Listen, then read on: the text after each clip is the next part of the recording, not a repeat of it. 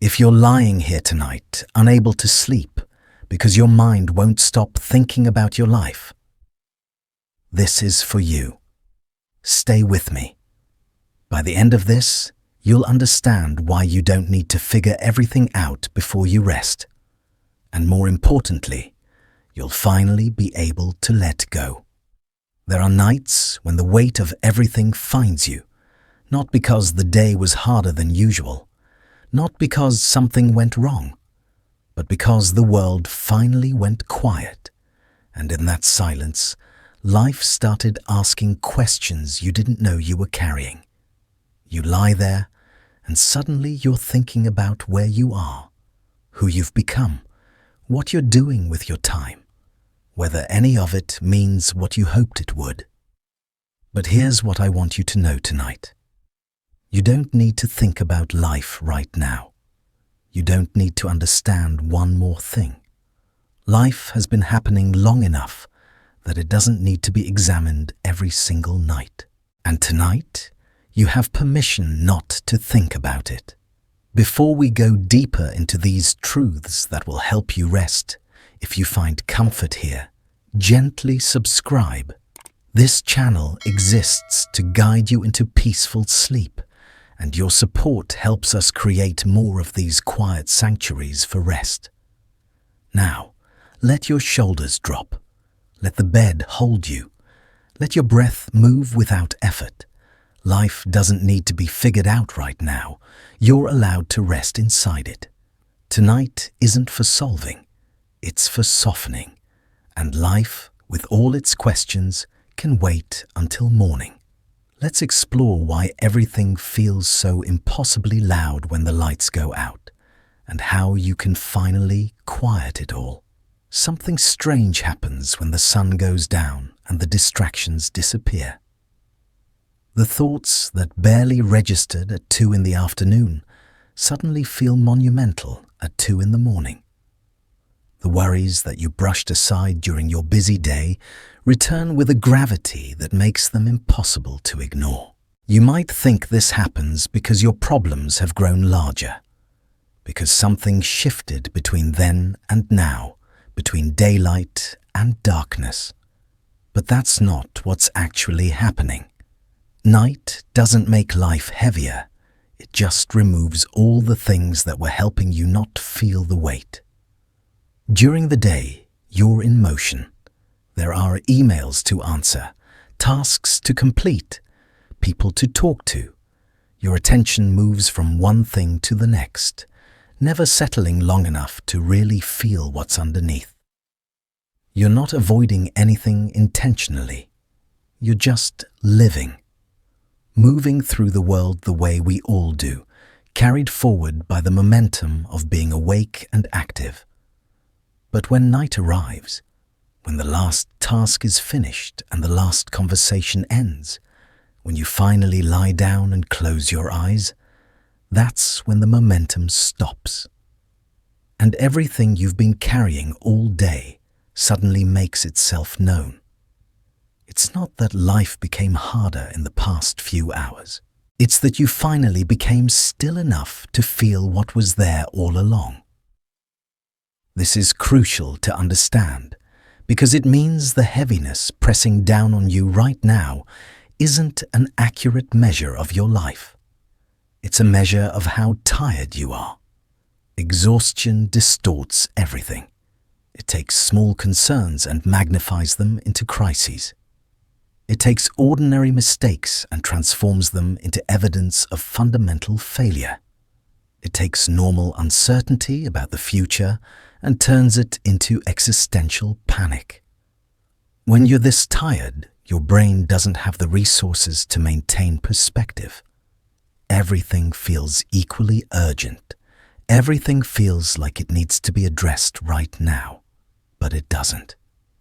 The truth is that most of what feels overwhelming at midnight will feel manageable at dawn. Not because the situation changed, but because you'll have slept. You'll have restored the mental resources that help you carry normal life without collapsing under it. Right now, you're too depleted to carry anything. And that's not a character flaw. That's just biology. The human body needs rest. The human mind needs rest. And nighttime is when both are supposed to get it.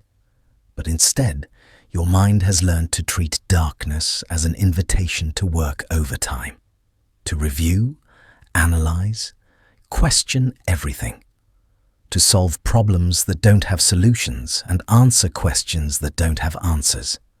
And you've probably tried to fight this. Tried to force your mind to be quiet, to think positive thoughts, to just relax already. But fighting your mind only makes it louder. What helps is something different, something gentler. It's the simple recognition that the weight you're feeling right now isn't asking you to do anything. It's not asking to be lifted or examined or understood. It's asking to be set down. Life often feels heavier at night, but that heaviness doesn't need your strength right now. It doesn't need your attention or your worry or your midnight problem solving. It just needs to exist somewhere other than on your chest. So let it rest on the floor. Let it wait in the corner. Let it sit outside the door if it wants to. But it doesn't get to come into bed with you. The bed is not a boardroom. It's not a therapy session. It's not a place where you have to defend your choices or justify your existence or figure out the meaning of everything. It's just a bed. Soft, quiet, patient. And tonight, your only job is to let it hold you. Let the heaviness exist without you for a while. Let the night carry it instead. Let your tired mind take a break from trying to make sense of things that were never meant to make perfect sense. Because nothing you're thinking about right now actually requires an answer before morning. Your life will not fall apart if you stop examining it for the next 8 hours. You've been holding everything all day. Every responsibility, every worry, every question about who you are and where you're going. And now, it's time to put it all down. Not forever. Not even for very long. Just for tonight. Life will still be there when you wake up. Still complex, still uncertain, still unfolding in ways you can't fully predict or control. But tomorrow, you'll be rested. And rest changes everything. It gives you back your perspective, your resilience, your ability to meet life without being crushed by it. So stop trying to carry it all right now. Stop trying to think your way through to some final answer that will make everything make sense. Just breathe. Just be. Just let the bed hold you the way it was designed to. The weight you're feeling is real. But it's not as heavy as your exhaustion makes it seem. And it definitely doesn't need to be lifted tonight. Let it be. Let yourself be. Let everything rest. When your body finally stops moving, your mind often takes that as its cue to start. But constant motion isn't the same as productivity. Your body has always known how to rest. This isn't something you had to learn or practice. When exhaustion comes, your muscles naturally release. Your breathing automatically deepens. Your heartbeat finds its steady, slower rhythm. Your body doesn't wait for permission. It simply begins the ancient process of restoration. But your mind operates by different rules entirely. When your body surrenders to stillness, your mind often interprets this as its moment to finally speak, to take the stage, to demand your attention. Suddenly, you're replaying conversations from 3 days ago, analyzing the expression on someone's face, rehearsing what you should have said differently, jumping from today's small mistake to a decision you made 5 years ago, searching for the thread that connects them. And this can feel deeply unfair. You came to bed seeking rest, and instead, your mind is more active now than it was during your entire waking day. But this isn't a malfunction. This isn't your mind sabotaging you. This is simply what an unoccupied mind does. During daylight hours, your mind stays busy with immediate demands. Answer this email. Make this decision. Navigate this conversation. Solve this problem. There's always something external pulling your focus outward, keeping you engaged with the present moment. But when night arrives and those external demands disappear, your mind turns its attention inward. And what it discovers there is everything you didn't have bandwidth to fully process while you were busy living. Every conversation that ended without resolution. Every worry you told yourself you'd think about later. Every question about your life's direction that you pushed aside because there simply wasn't time. Your mind isn't punishing you. It's attempting to complete what feels incomplete. It's trying to organize the chaos of lived experience into something coherent, something that makes sense. This impulse is deeply, fundamentally human. It's your mind's way of creating safety through understanding, of preparing for future challenges by thoroughly analyzing past ones. And in the right context, this serves you. Reflection has genuine value. Reviewing your experiences helps you learn, adapt, grow into a wiser version of yourself. But not every night, and definitely not right now. Because what's happening in your mind at this moment isn't productive reflection. It's not generating insight or clarity or new understanding. It's repetition, rumination. The same loops traced over and over, wearing grooves deeper into pathways that lead nowhere. You're not discovering anything new about yourself or your life. You're just exhausting yourself further with thoughts you've already thought 100 times before. And this keeps happening, not because something is wrong with you or your mind. It keeps happening because your mind has learned, through years of repetition, that nighttime is when it gets to be loud. It's learned that when the world goes quiet, it can finally fill the silence. But you can teach it something different, not through force or frustration, but through patient, gentle redirection. You can notice when the reviewing begins. You can recognize it for exactly what it is, a habit your mind has fallen into, not a need that must be met. Your tired mind doesn't have new information for you right now. It's not offering breakthrough insights or sudden clarity about your life's purpose. It's just recycling the same material, turning familiar thoughts over and over like a stone tumbler that's been left running too long. And you don't have to keep loading stones into it. You can let your mind talk without hanging on every word. You can let the thoughts arise without following them down into the same spirals you've traced countless times before.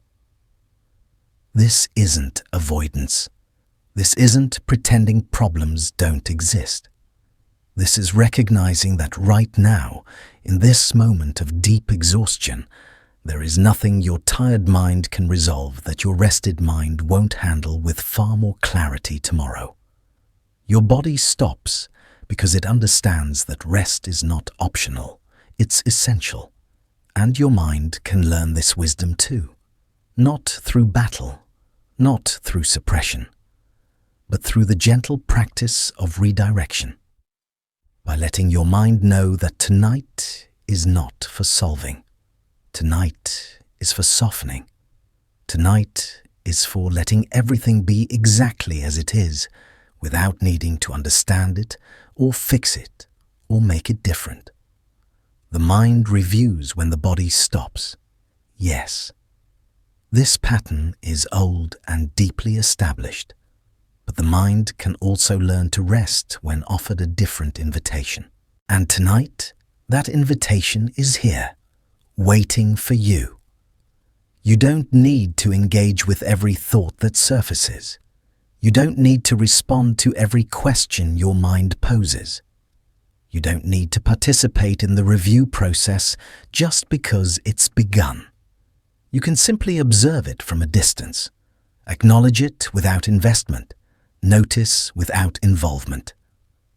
Oh, there goes my mind again, doing its nighttime thing, reviewing the day, questioning my choices, trying to solve everything at once. And then you can let your attention drift to something simpler, something quieter, the cool smoothness of your pillowcase, the gentle weight of your blanket, the effortless rhythm of breath moving through you without any effort on your part. Your mind will continue talking for a while. That's completely fine. It doesn't require your full participation. Let it murmur in the background while you rest in the foreground. Because reviewing your life is something you can do anytime. The questions will still be there tomorrow, patient and unchanged. But resting inside your life, truly resting without agenda or analysis, is something you can only do when you stop trying to figure everything out. And tonight, understanding is not required. Only rest, only breath, only this moment of allowing everything to simply be. You think about your life every night, not because you need to, but because you've done it so many times that your mind has forgotten there's any other option. Pay attention to how the same thoughts return night after night, like birds coming back to the same tree at dusk. Not because you haven't thought about them enough. Not because they contain some crucial insight you've somehow missed, but because your mind has carved a well-worn path to these particular thoughts, and now it walks that path automatically, without question, without awareness that any other path exists. This is what habits do at the neurological level. They create patterns, grooves, highways in your brain where thoughts travel easily, effortlessly, because they've traveled that way so many times before. Somewhere in your history, probably without your conscious awareness, your mind learned that nighttime equals life review time. That darkness is when you're supposed to examine your choices, question your direction, measure yourself against some invisible standard of what your life should be. Maybe it started during a particularly difficult period.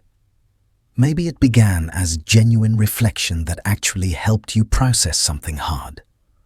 Or maybe it was simply the natural result of being alone with your thoughts for the first time each day. However it started, it became a pattern.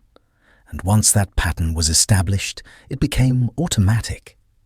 Now, even on perfectly ordinary nights, when nothing particularly challenging happened, even on good days when things went smoothly, your mind still reaches for those familiar questions. Am I doing enough? Am I moving in the right direction? Am I wasting the one life I have? Not because these questions are urgent tonight, not because they need answers before morning, but because your mind is accustomed to asking them. And here's what you need to understand about this. Just because your mind produces a thought doesn't mean that thought deserves your immediate, complete attention. Just because a question arises doesn't mean it needs to be answered right now. Thinking about your life has become a habit. And like all habits, it feels necessary even when it serves no practical purpose. Your mind has rehearsed this routine so many thousands of times that it feels automatic, natural, like something you're supposed to do. Like a required ritual you must complete before you're allowed to sleep. But you're not supposed to do this. There's no cosmic rule requiring it. There's no law stating that you must examine your entire existence every single night. No mandate that you review your progress, evaluate your choices, Measure yourself against imagined standards before you're permitted to rest. Those thoughts arrive because they've been invited so many times before. They've learned they're welcome here. They've come to expect your attention. But tonight, you don't have to open the door. You can notice the thought arriving. You can see it clearly, recognize it for what it is. And you can choose not to follow it into the room you visited 1,000 times before. This isn't avoidance. This isn't sticking your head in the sand or pretending problems don't exist. This is discernment. This is recognizing that not every mental pattern serves your well-being. Some thoughts are genuinely useful. They help you process experiences, learn from mistakes, make better decisions going forward. These thoughts have weight and substance. They move you somewhere new. But other thoughts are just noise, repetition. The mind running the same script because it doesn't know what else to do, because this script is familiar, and familiar feels safe even when it's exhausting. And the thoughts that arrive at night when your defenses are down and your energy is depleted are almost always the second kind. They're not helping you grow or heal or understand anything new. They're just keeping you awake. So, what do you do when the habit activates?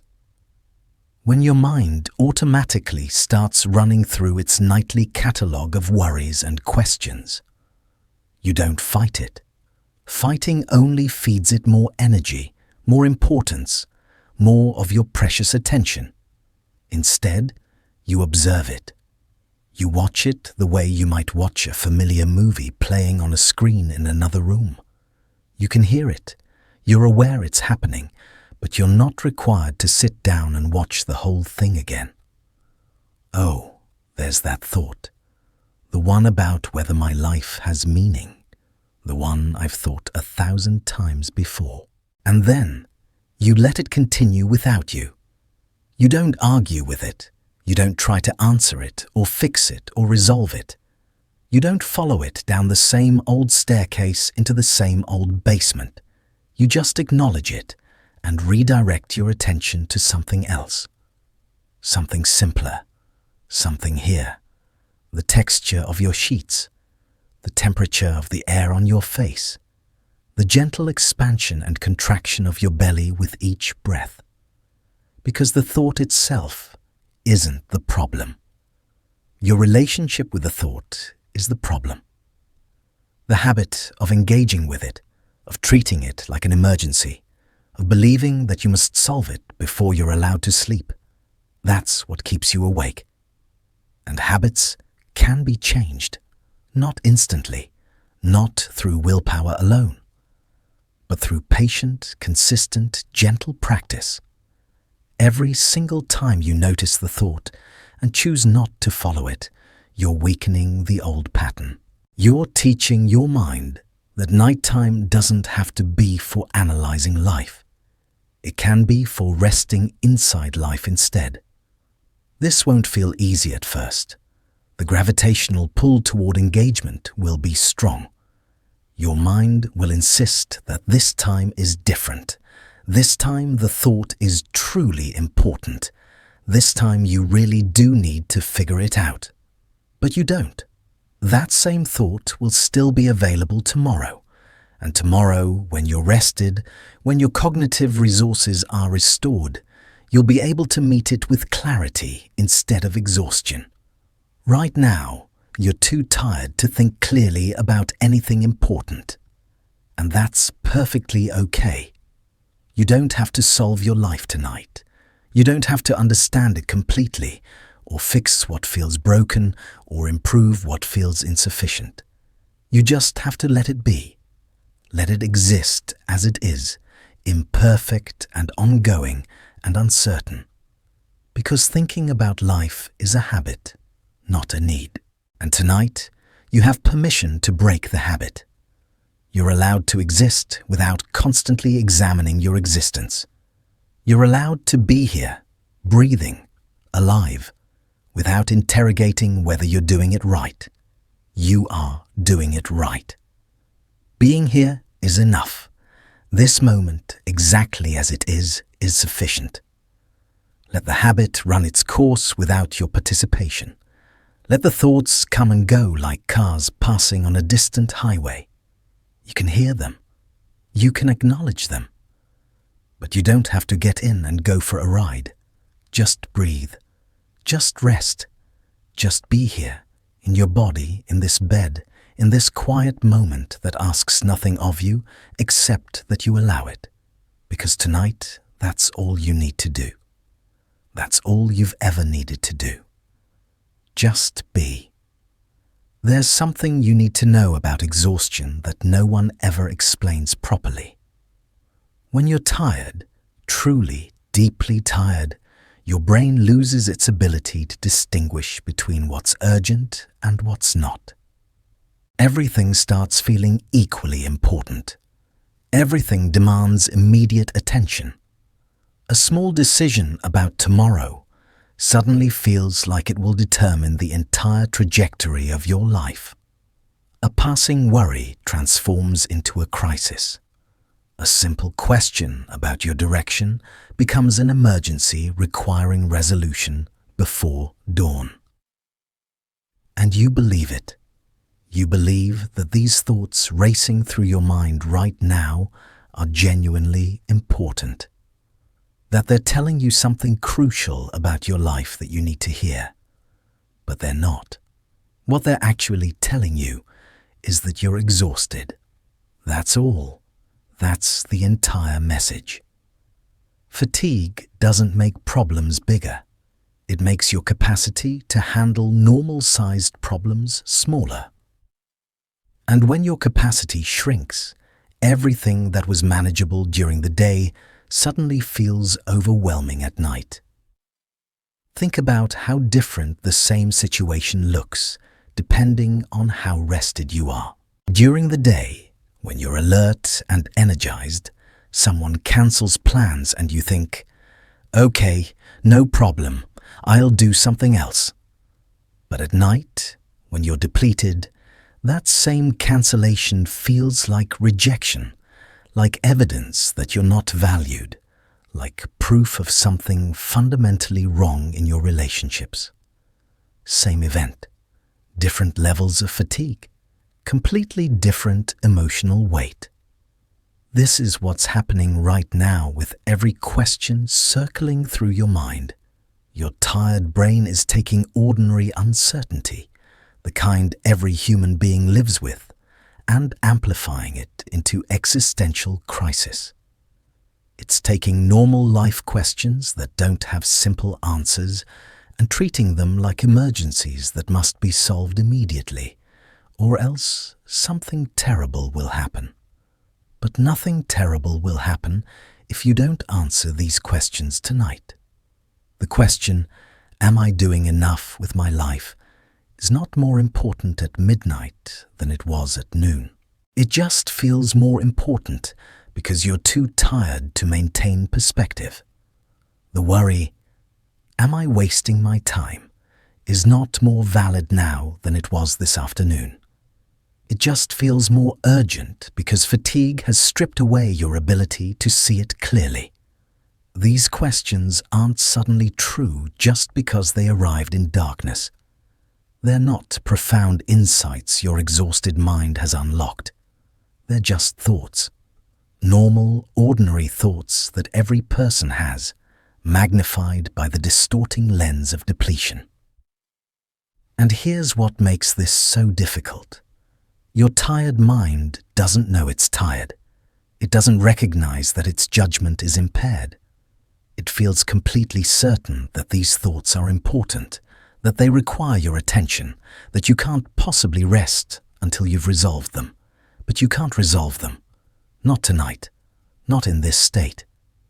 Because fatigue doesn't just make questions feel important, it also makes answers feel impossible. It takes away the very resources you'd need to think clearly about anything. Your tired mind can't see solutions. It can only see problems. It It can't generate hope or perspective or possibility. It can only ruminate on what's wrong, what's missing, what might go badly. This is why trying to figure out your life at night almost never works. You're not thinking clearly. You're thinking through fog, through exhaustion, through the distorted lens of depletion. And anything you conclude in this state will be colored by that distortion. You might decide your life is meaningless. You might conclude you've made terrible choices. You might convince yourself that everything is wrong and needs to change immediately. But these aren't real insights. They're fatigue talking. Tomorrow, when you're rested, these same questions will still exist. But they won't feel the same. They won't carry the same weight. They won't seem as urgent or as catastrophic. Not because your life changed overnight, but because your capacity to meet your life will have been restored. Sleep doesn't solve problems, but it returns your ability to see problems accurately, proportionally, without the amplification that exhaustion adds. Right now, every question feels like it's written in bold, capital letters, underlined 3 times, marked urgent. But that's just formatting. That's just how fatigue displays information. The actual content of these questions isn't as dramatic as they feel. They're normal life questions. Questions about meaning and direction and purpose that humans have been asking since the beginning of time. Questions that don't have single final answers. Questions that you'll revisit many times throughout your life, each time with new information, new perspective, new understanding. You don't need to answer them tonight. You don't need to figure out the meaning of your entire existence before you're allowed to sleep. You just need to recognize that fatigue is making questions feel important that aren't actually emergencies. And then you need to do the brave thing, the counterintuitive thing. You need to set them down anyway, even though they feel urgent, even though your mind insists they need attention, even though everything in you wants to keep thinking until you find some resolution. You need to trust that these questions will still be there tomorrow. And tomorrow, you'll be able to meet them with clarity instead of exhaustion. Let your tired mind believe whatever it wants to believe about how important these thoughts are. You don't need to argue with it or convince it otherwise. Just gently, quietly, redirect your attention somewhere else. To the rise and fall of your breath, to the softness beneath you, to the simple fact that you're here, alive, resting. The questions will keep calling for your attention. That's what questions do. But you don't have to answer every call. You can let them ring in another room while you rest in this one. Because fatigue makes questions feel important. But feeling important and being urgent are not the same thing. And tonight, nothing is as urgent as your need to rest. When everything finally goes quiet, the mind doesn't celebrate the silence.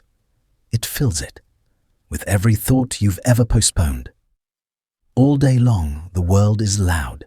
There are voices, notifications, tasks demanding attention, people needing responses. Your mind stays occupied with the immediate, the external, the right now requirements of being awake and functional in the world.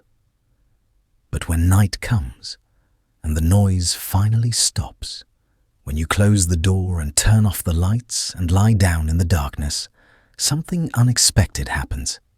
The silence you've been craving all day suddenly feels uncomfortable, almost threatening. Because silence, you discover, is not empty. It's not peaceful. It's not the relief you imagined. Silence is an invitation, and what it invites is every thought you didn't have time to think during the day, every worry you pushed aside because you were busy, Every unresolved feeling you told yourself you'd deal with later. Every question about your life you didn't have bandwidth to consider. They've all been waiting, patient, quiet. And now, finally, they have space to speak. This is why lying down to rest can sometimes feel like the hardest part of the day. Not because anything new is happening, but because everything you've been outrunning finally catches up.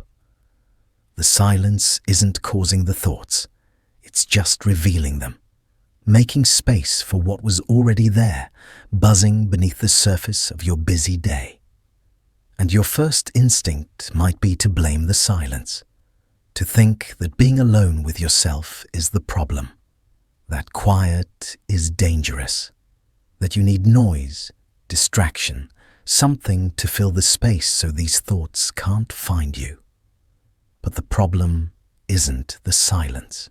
The silence is just doing what silence does, creating space, being neutral, allowing. The actual challenge is that your mind has learned to associate silence with rumination.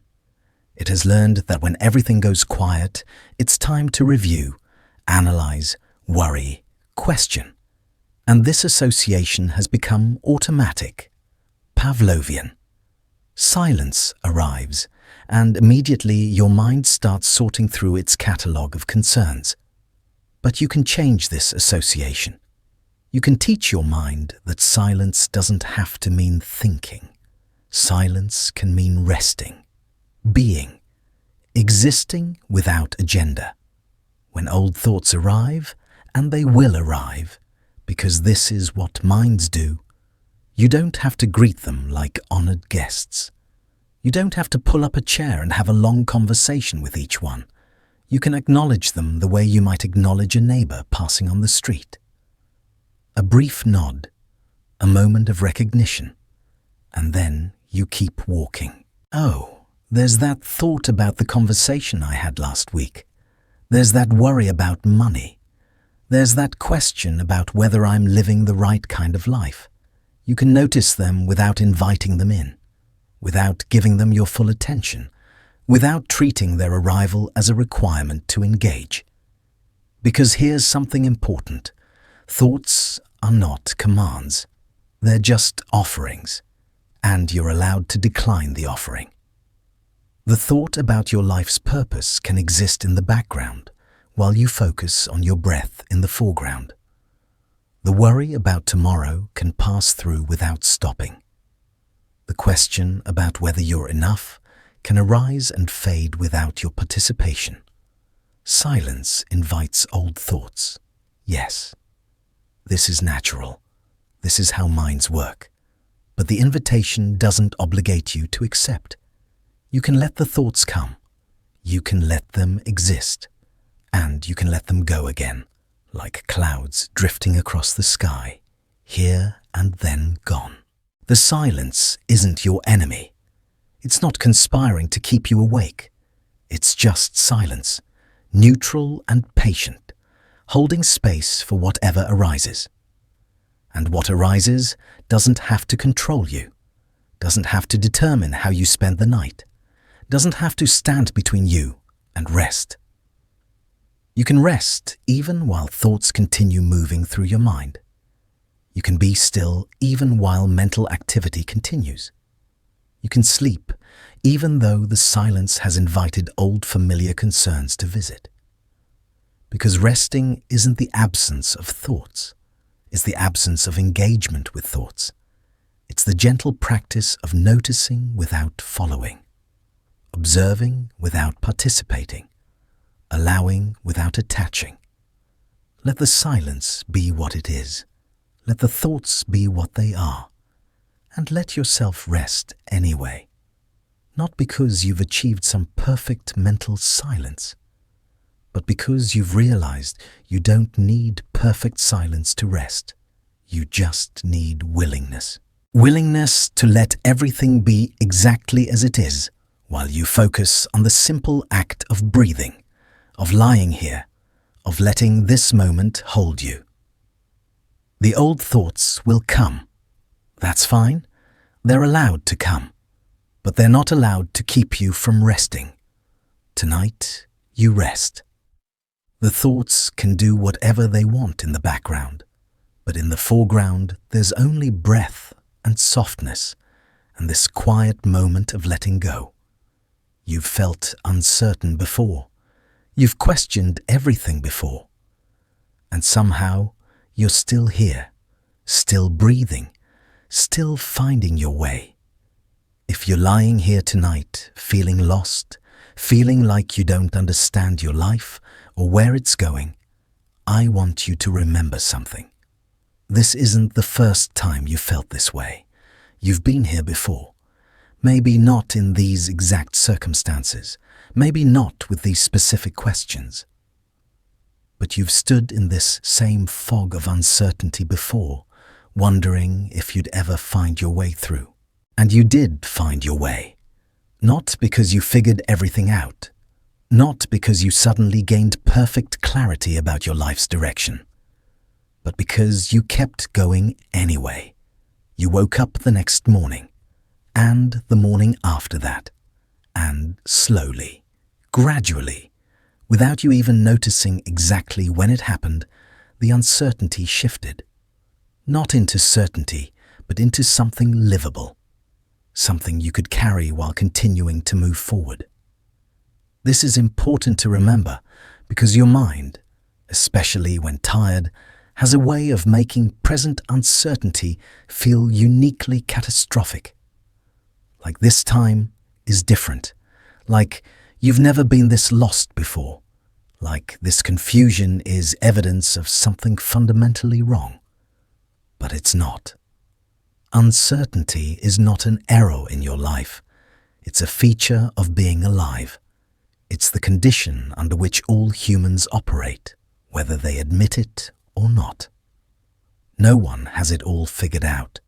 No one knows for sure if they're making the right choices. No one can see the future or guarantee their path will lead where they hope. Everyone is walking through some degree of fog. Some people just pretend the fog isn't there, but you're not pretending.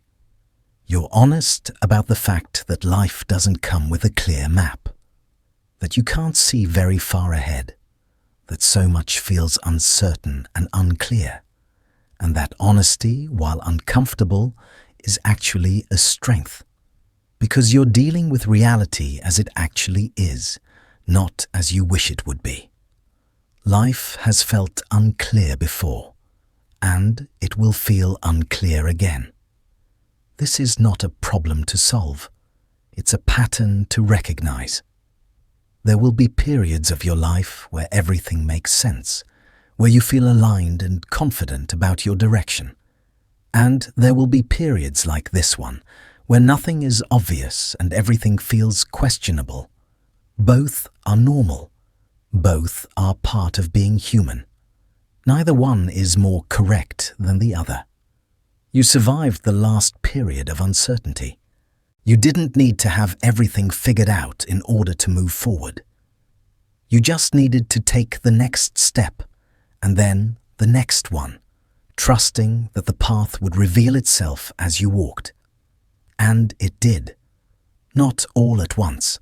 Not in some dramatic moment of revelation, but gradually, incrementally, one small clarity at a time.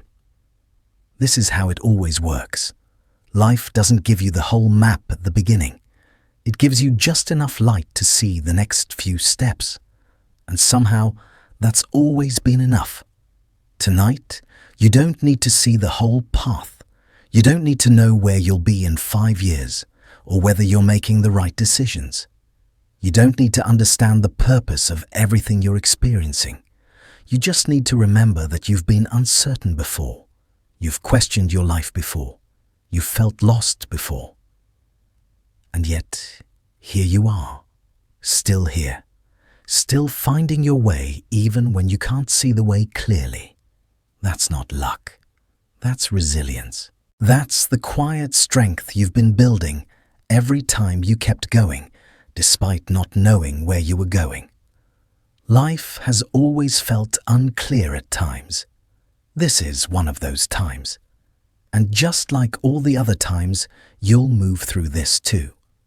Not because you'll suddenly figure everything out, but because you'll keep breathing, keep waking up, keep taking the next small step, even without certainty about where it leads. And somehow, that will be enough. It always has been. So rest tonight knowing you don't need to have it all figured out. Rest knowing that uncertainty is not failure. Rest knowing that you've been here before and found your way through. You'll find your way through this too, but not tonight. Tonight is just for resting. Your brain doesn't watch the clock. It doesn't know that productivity hours have ended. Someone has to tell it that the workday is done. Your body knows when the day ends. It feels the accumulation of hours, the depletion of energy, the need to stop and restore. But your brain doesn't operate on the same schedule. Your brain doesn't distinguish between 3 in the afternoon and 3 in the morning. It doesn't recognize that there's a time for action and a time for rest. It doesn't automatically shut down just because the sun went down and you climbed into bed.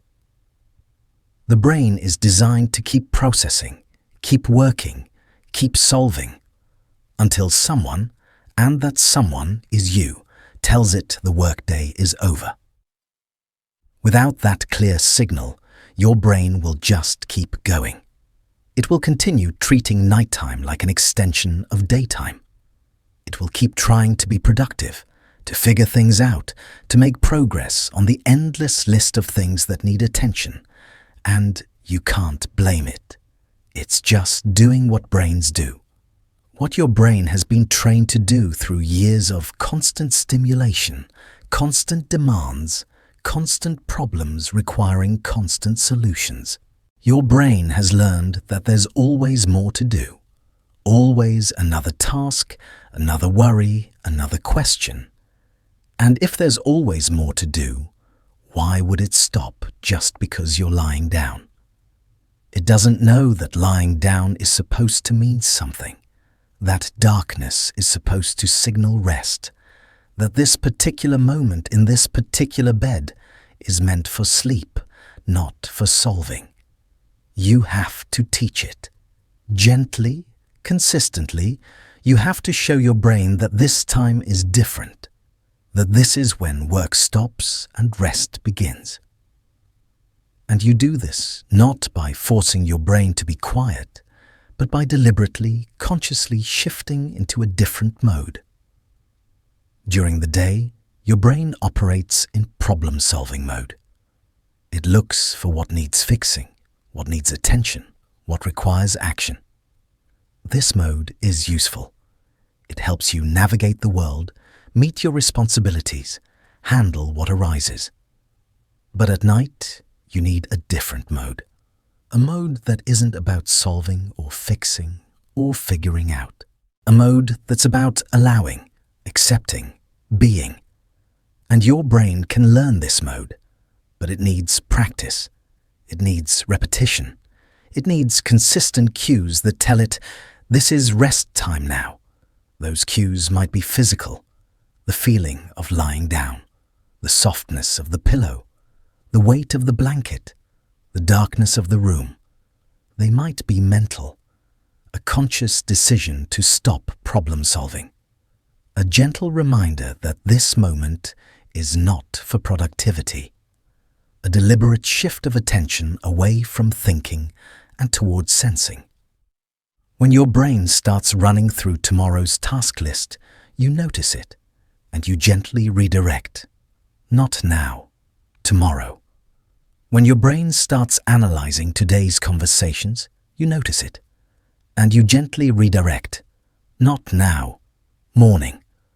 When your brain starts questioning your life choices, you notice it, and you gently redirect. Not now, rest. Not with frustration, not with judgment, just with patient, consistent redirection.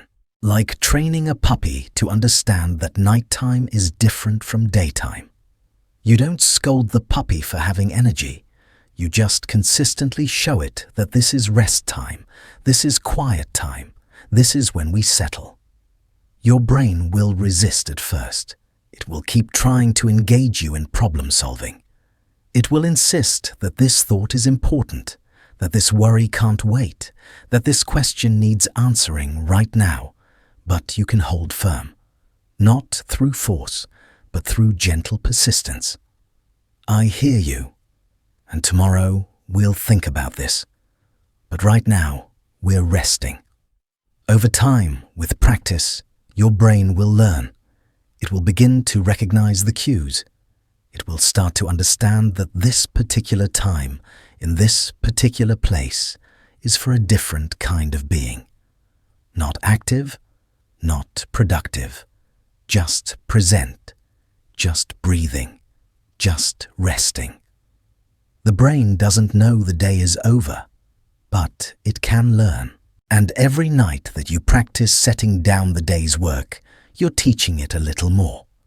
Tonight might not be perfect. Your brain might keep working despite your best efforts. That's okay. This is practice, not performance. Just keep gently redirecting. Keep reminding yourself that this moment is for rest, not for figuring out. Keep bringing your attention back to the simple physical sensations of lying here. Eventually, your brain will slow. Not because you forced it to, but because you consistently, patiently showed it that this is what nighttime is for. The day is over. The work is done. And now, finally, it's time to rest. There's a belief you might be carrying without even realizing it. A quiet assumption that's been guiding your nights for longer than you can remember. The belief that you're supposed to reflect, that examining your life is a responsibility, that every night should include some accounting of who you are and what you're doing and whether it's enough. But where did this belief come from?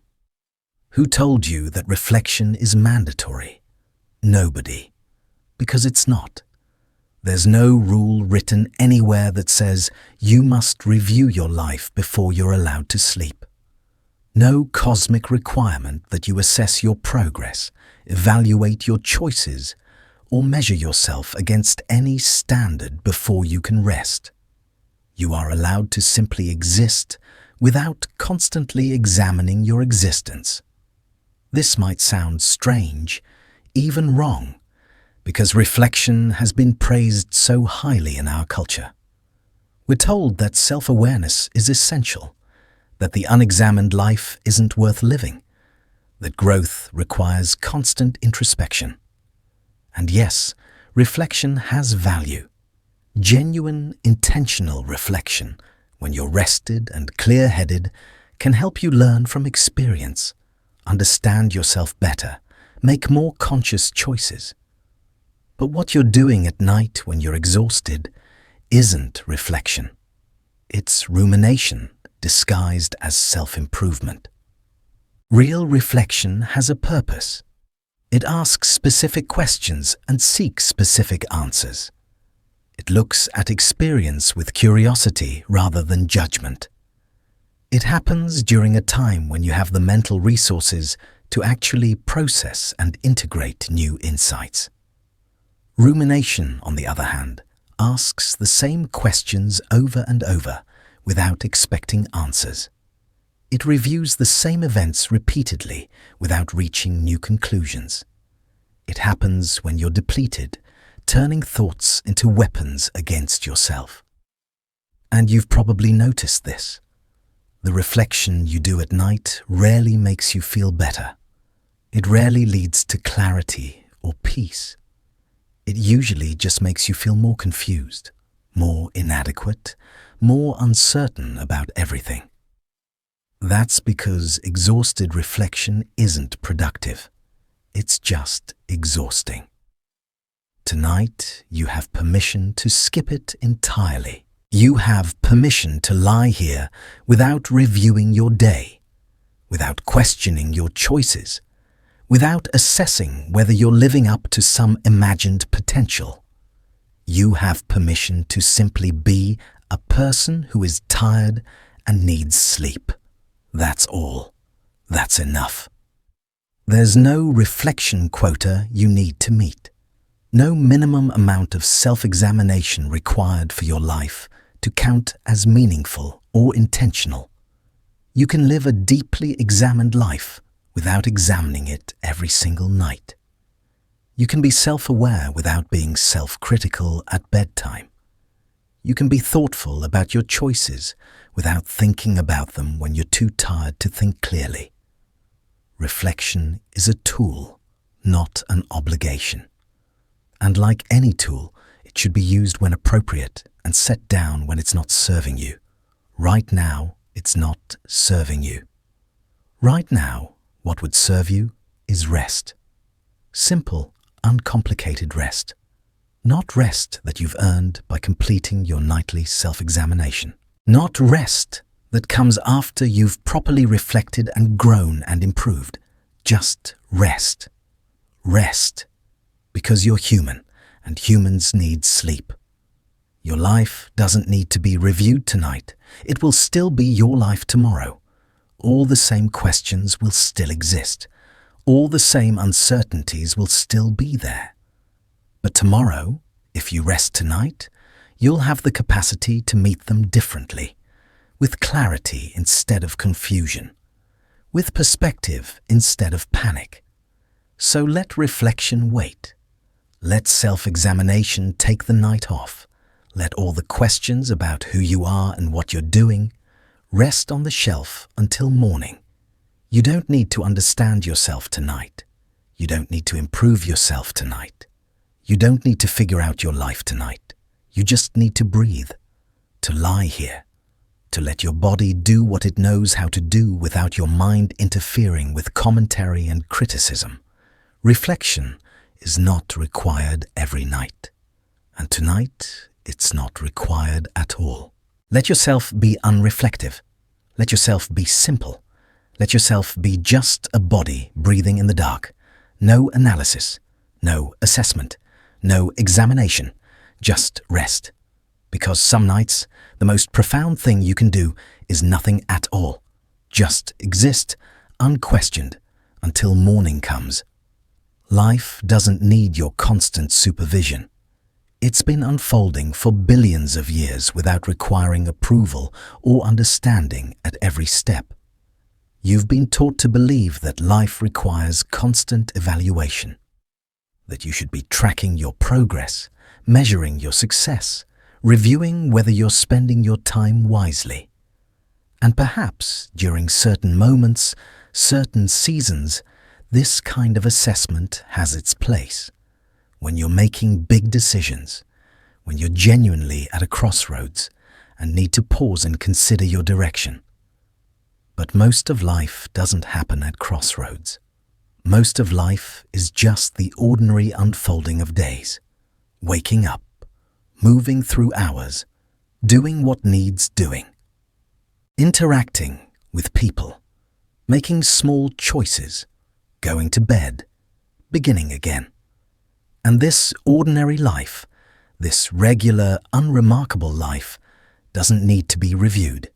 It doesn't need to be graded or evaluated or judged against some standard of what life is supposed to look like. It can just be lived, experienced, moved through without constant commentary. Think about the moments in your life when you felt most alive, most present, most genuinely engaged with living. Were you reviewing those moments while they happened? Were you analyzing whether they were meaningful enough, significant enough, impressive enough? Probably not. You were just there, fully there, living without the layer of judgment that comes with constant evaluation. A conversation that made you laugh, a meal that tasted good, a moment of unexpected beauty, a connection with another person. These moments didn't require review to be valuable. They were valuable simply by being experienced. But somewhere along the way, you learned to add a second layer to experience. Not just living life, but also watching yourself live life, judging whether you're doing it right, wondering if it's enough. And this second layer, this constant self-monitoring, is exhausting. It turns every experience into a performance, every day into a test you might be failing. But you're not being tested. Life is not an exam. There's no final grade, no report card at the end where someone tallies up whether you lived correctly. You're allowed to just live, to move through your days without constantly evaluating whether you're moving through them properly. This doesn't mean you live unconsciously or carelessly. It doesn't mean you never pause to consider your choices or direction.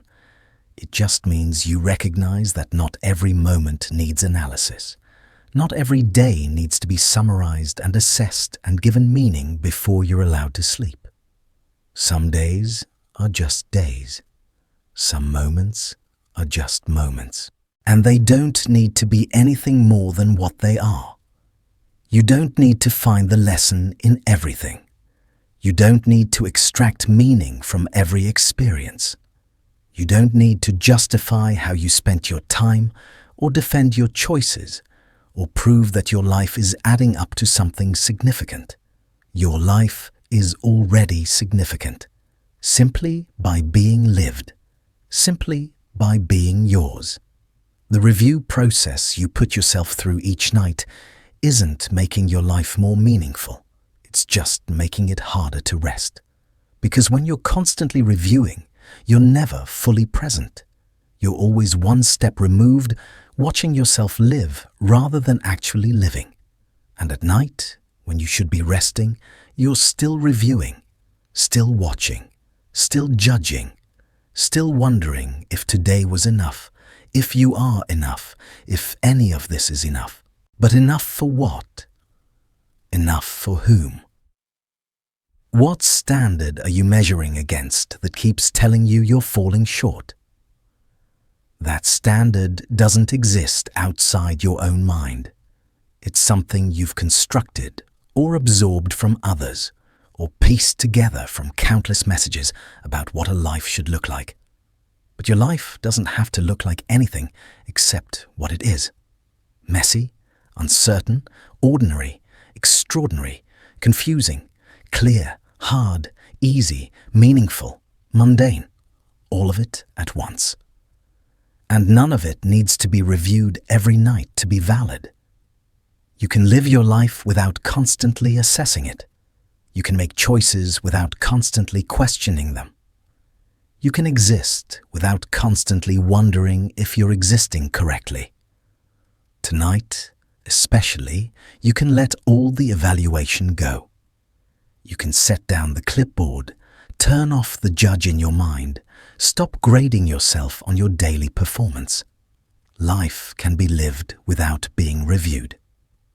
And sleep can happen without first completing a full report on everything you did or didn't do today. Just let today be done, finished, complete as it is, without needing your final thoughts or conclusions or assessment. Let your life unfold without your constant commentary. Let yourself rest without first justifying why you deserve rest. You don't need to have lived perfectly to sleep peacefully. You don't need to have accomplished enough to rest. You don't need to have figured anything out to close your eyes. You just need to be tired, which you are, and that's reason enough. Life will continue tomorrow with or without tonight's review, and you'll meet it better if you rest now, rather than spending these hours evaluating whether today was worth living. It was, simply because you lived it, and that's all the review it needs. This moment, right now, is not asking you to understand it. It's just asking you to be in it, to rest in it, to let it hold you without needing anything from you. You came here hoping for rest, but your mind came with other plans. It came with questions, with puzzles to solve, with mysteries about your life that suddenly feel urgent, and you might believe that you can't rest until you understand, until you figure out what your life means, where it's going, whether you're doing it right. But understanding and resting are two completely different activities. And tonight, you need to choose which one matters more. You can't do both. You can't simultaneously try to figure out your life and surrender to sleep. These require opposite states of mind. Understanding requires effort, analysis, active thinking, engagement with complexity, a mind that's awake and working. Resting requires release, allowing, passive acceptance, letting complexity exist without needing to solve it. A mind that's willing to not know. And right now, your body is begging for rest, while your mind is insisting on understanding. And your mind is winning, keeping you awake, keeping you searching for answers that aren't going to come tonight. Because here's the truth about understanding life. It doesn't happen on demand. It doesn't appear just because you desperately need it to. It doesn't arrive because you stayed awake thinking hard enough about big questions. Understanding comes quietly, unexpectedly, usually when you're not looking for it. It emerges from living, not from analyzing, from moving through experiences, not from reviewing them endlessly. The insights you're hoping to find tonight won't come from lying here thinking. They'll come tomorrow, next week, next year, when you're rested and present and engaged with actually living, rather than trying to understand what living means. Tonight is not for understanding life. Tonight is for resting inside life, for being alive without needing to comprehend what that means. And this might feel impossible, because your mind is so used to searching for meaning, for purpose, for some clear sense of direction. But what if, just for tonight, you allowed life to be unclear? What if you allowed yourself to not understand? Not forever, not as a permanent state, just for these few hours while you sleep. What if you trusted that your life doesn't need your constant attention, that it will continue unfolding whether you understand it or not? That meaning doesn't disappear just because you stop searching for it. Your life has direction even when you can't see it. Your choices have purpose even when you can't articulate it. Your existence has meaning even when you can't define it. And all of this will still be true in the morning. Nothing about your life requires immediate understanding. Nothing will be lost if you rest without having figured everything out. In fact, rest is what makes understanding possible. When you sleep, your brain processes information in ways your conscious mind can't. It makes connections, finds patterns, integrates experiences. So by resting tonight, instead of trying to force understanding, you're actually doing exactly what will help you understand better eventually. But that's not why you should rest. You shouldn't rest because it will make you smarter or clearer or more insightful tomorrow. You should rest because you're tired, because your body needs it, because being human means needing sleep, and there's no amount of important questions that changes this basic requirement. Tonight is not for understanding life. It's for being alive in the simplest way possible. Breathing, lying here, letting your heart beat and your lungs fill, and your body do what bodies do when given the chance to rest. Let all the big questions exist somewhere else, in the daytime, in the future. In a moment when you have the energy and clarity to actually engage with them meaningfully. Right now, in this bed, in this darkness, there is only this moment, and this moment doesn't need to be understood. It just needs to be allowed. You don't need to know where your life is going. You don't need to understand what it all means. You don't need to have it figured out or mapped out or made sense of. You just need to be here. Body soft, breath steady, mind willing to release its grip on the need to know. Because tonight is not for understanding life. Tonight is just for resting, for letting everything be exactly as mysterious and unclear as it is, for trusting that not knowing is okay, that confusion is survivable, that you can sleep without having answered the unanswerable. And when morning comes, life will still be here, still unfolding, still full of questions, and you'll be rested enough to meet it without needing all the answers first. But that's tomorrow. Tonight, just rest, just breathe, just let understanding wait while you sleep. We move now from the noise of questions to the quiet of truth. Not truth that demands anything from you, just truth that holds you while you rest. Right now, while you lie here thinking about your life is actually happening without your supervision. Your heart is beating without you having to remember to make it beat. Your lungs are breathing without you directing each breath. Your cells are regenerating, your blood is flowing. Your body is doing thousands of things you'll never be conscious of. Life is taking care of itself, without your attention, without your worry, without your constant monitoring. And this is true not just for your body, but for everything. The world is continuing while you rest. Time is moving. Things are changing. Events are unfolding. And none of it requires you to be watching.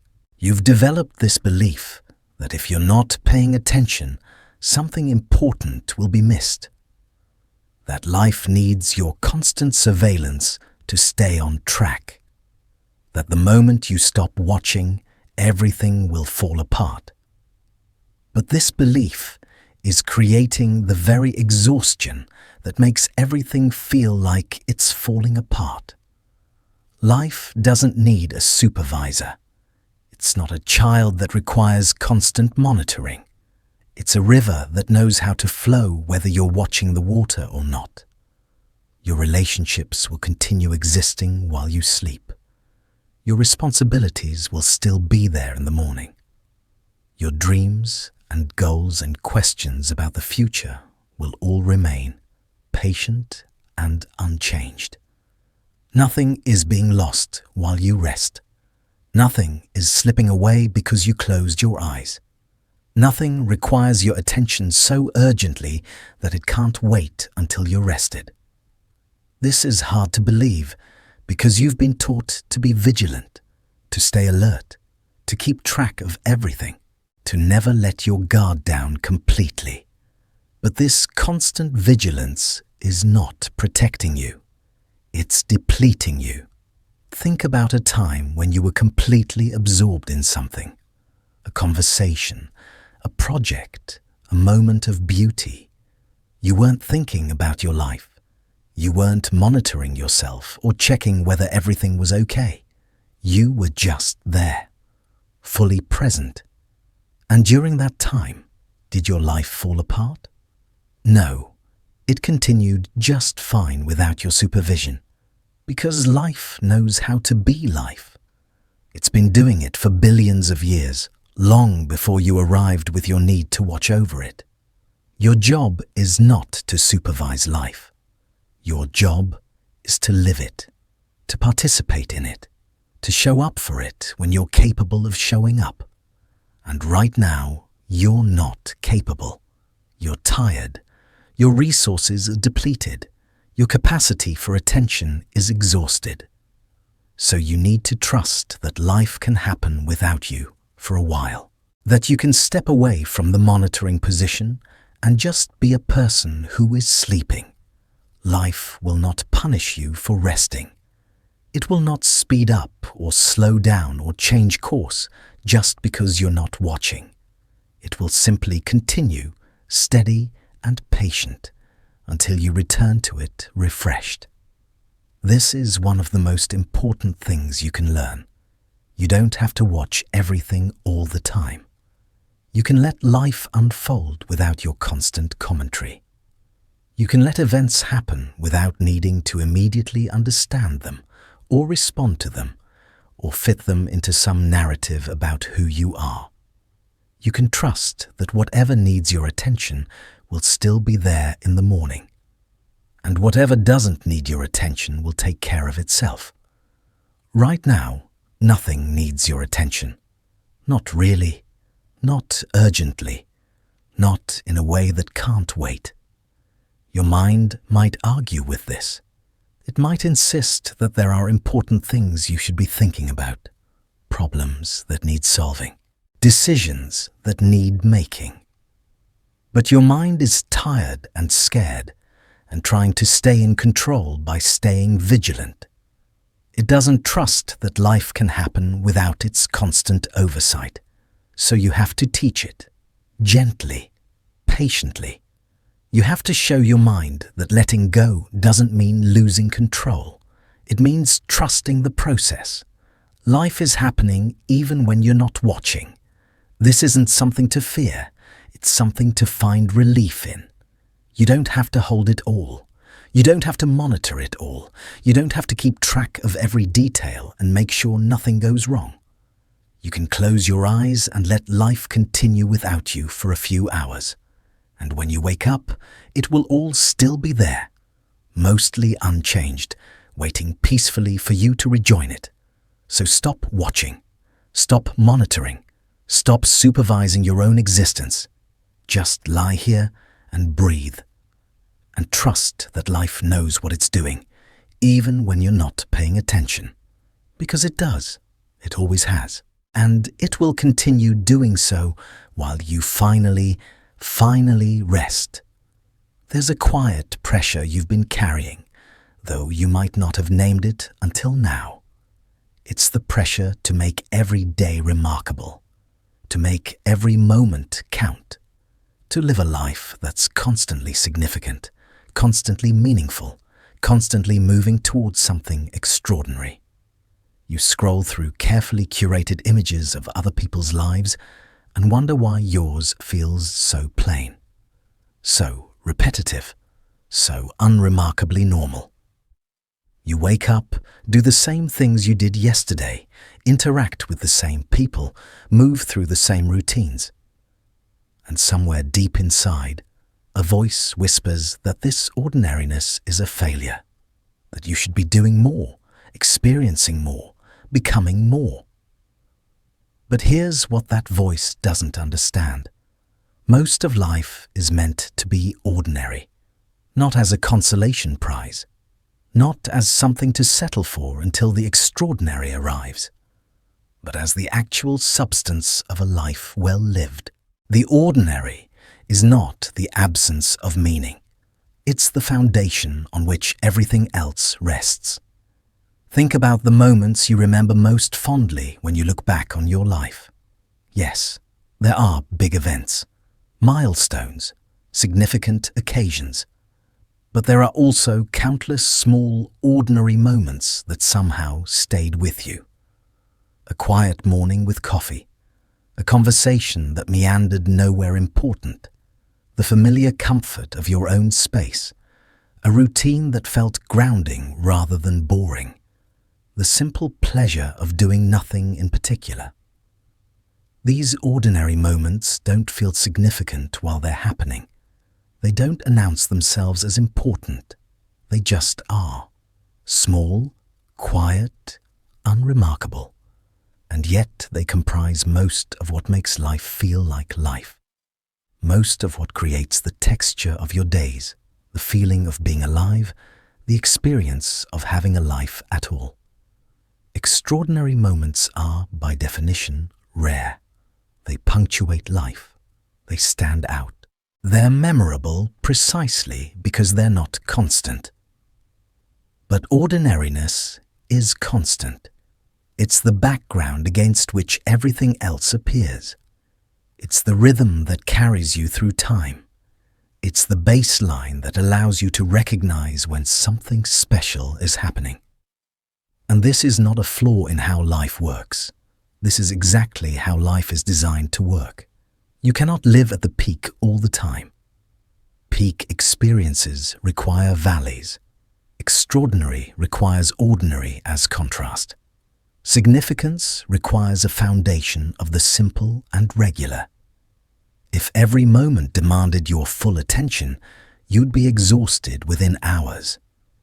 If every day carried the weight of profound meaning, you would collapse under the pressure.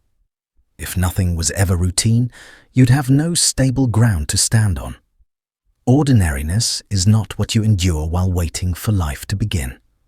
Ordinariness is life. The real, actual life that humans have always lived. Waking up, making meals, doing work, talking with people, handling small tasks, moving through days that don't feel historically significant, going to sleep, beginning again. This is what life looks like for everyone, even the people whose lives appear extraordinary from the outside. Even they have ordinary days, mundane moments, hours that pass without fanfare or meaning. The difference is not that some people have escaped the ordinary. The difference is that some people have made peace with it. They've stopped fighting against the regular rhythm of daily life. They've stopped treating normalcy as a problem to overcome. They've learned to find contentment in the simple fact of being alive, even when being alive looks unremarkable. Tonight, you're lying here in what feels like a very ordinary moment. Nothing dramatic is happening. Nothing is being resolved or achieved or experienced that will stand out in memory. You're just lying here, breathing, existing, being ordinary. And your mind might be telling you this isn't enough, that you should be doing something more with this time, with this life, with yourself. But what if this is exactly enough? What if ordinary is what you're meant to be most of the time? What if the pressure to be constantly extraordinary is what's making you unable to rest? What if accepting the ordinariness of this moment is what finally allows you to relax into it? Most of life is meant to be ordinary, not dramatic, not impressive, not story-worthy, just regular, simple, human. And there is profound relief in accepting this, in letting go of the expectation that every day should feel significant, in allowing yourself to have unremarkable hours, forgettable moments, regular experiences that don't need to mean anything special. You can have an ordinary day and still have lived well. You can do ordinary things and still be enough. You can exist in ordinary ways and still deserve rest. The ordinariness of your life is not evidence of failure. It's evidence that you're human, that you're living the kind of life humans actually live, not the kind of life stories pretend we should be living. So, let tonight be ordinary. Let this moment of lying in bed be simple and unremarkable. Let yourself rest without needing this rest to be special or meaningful or part of some larger narrative about who you are.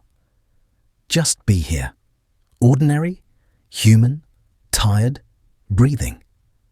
Let the ordinariness hold you. Let it be the soft, familiar ground beneath you. Let it be enough, because it is enough. It always has been. And treating it like a failure is the only thing that makes it feel insufficient. Most of life is meant to be ordinary, and tonight you get to experience that ordinary life, doing what ordinary life does best, carrying you gently towards sleep. Your life is not a bag you have to carry all at once. It's a path you walk, step by step, carrying only what this single step requires. If you tried to hold every moment of your life in your hands simultaneously, you would collapse under the weight. All your past mistakes, all your future uncertainties, all your present responsibilities, all your hopes and fears and questions and regrets, everything you've been, everything you are, everything you might become. No human being could carry all of that at once. And yet, this is what you're trying to do every night when you lie here thinking about your life. You're trying to hold it all, understand it all, carry it all, as if your life is something that needs to be grasped in its entirety before you're allowed to rest. But your life was never meant to be carried all at once. Life is not a weight you hold. It's a path you walk. And on a path, you only need to carry what the next step requires. Right now, in this moment, you don't need to carry yesterday. It's already happened. It exists in memory, yes, but it doesn't need to be lifted and examined and carried forward into tonight. You don't need to carry next week. It hasn't arrived yet. It will bring its own requirements when it comes, but those requirements are not yours to hold right now. You don't need to carry your fears about next year, or your regrets from last year, or your anxiety about all the things that might go wrong in the future. All of that exists somewhere in time, but not here. Not in this moment. Not in this bed where your only job is to rest. Think about how much lighter you would feel if you only carried what actually belongs to this moment. This breath, this body, this bed, this darkness, this quiet. That's all. That's all that's actually here. Everything else is mental weight you're adding by pulling past and future into present. You're trying to solve your whole life at once. Understand your whole story. Make sense of every choice and every outcome and every possible direction from here. But life doesn't work that way. Life is lived moment by moment, not all at once. And the moment you're in right now doesn't require you to understand your entire existence. It just requires you to breathe, to lie here, to allow your body to do what it needs to do. When you wake up tomorrow, you'll carry what tomorrow requires. You'll handle what tomorrow brings. You'll take the next step on the path. But tonight, all of that can wait. Tonight, you don't have to carry anything except your tired body into sleep. This might feel irresponsible, like you're avoiding something, like if you don't think about everything, something will be forgotten or lost or neglected. But nothing will be lost. Everything that needs your attention will still be there in the morning, waiting patiently. The difference is that tomorrow you'll be rested. You'll have the strength to pick up what needs carrying. You'll have the clarity to see what's actually important and what's just noise. Right now, you don't have that strength or clarity. You're depleted. And when you're depleted, everything feels equally heavy. Everything feels urgent. Everything feels like it needs to be carried right now. But it doesn't. You were never meant to carry it all at once. Not your whole past. Not your whole future. Not every question, every fear, every responsibility, all at the same time. You were meant to carry one moment at a time. To meet life as it arrives, not as you imagine it in totality. And this moment, this single moment right now, is asking very little of you. It's asking you to rest. That's all. Just rest. Not to solve anything. Not to understand anything. Not to carry anything forward or backward through time. Just to be here, in this bed, letting your body restore itself.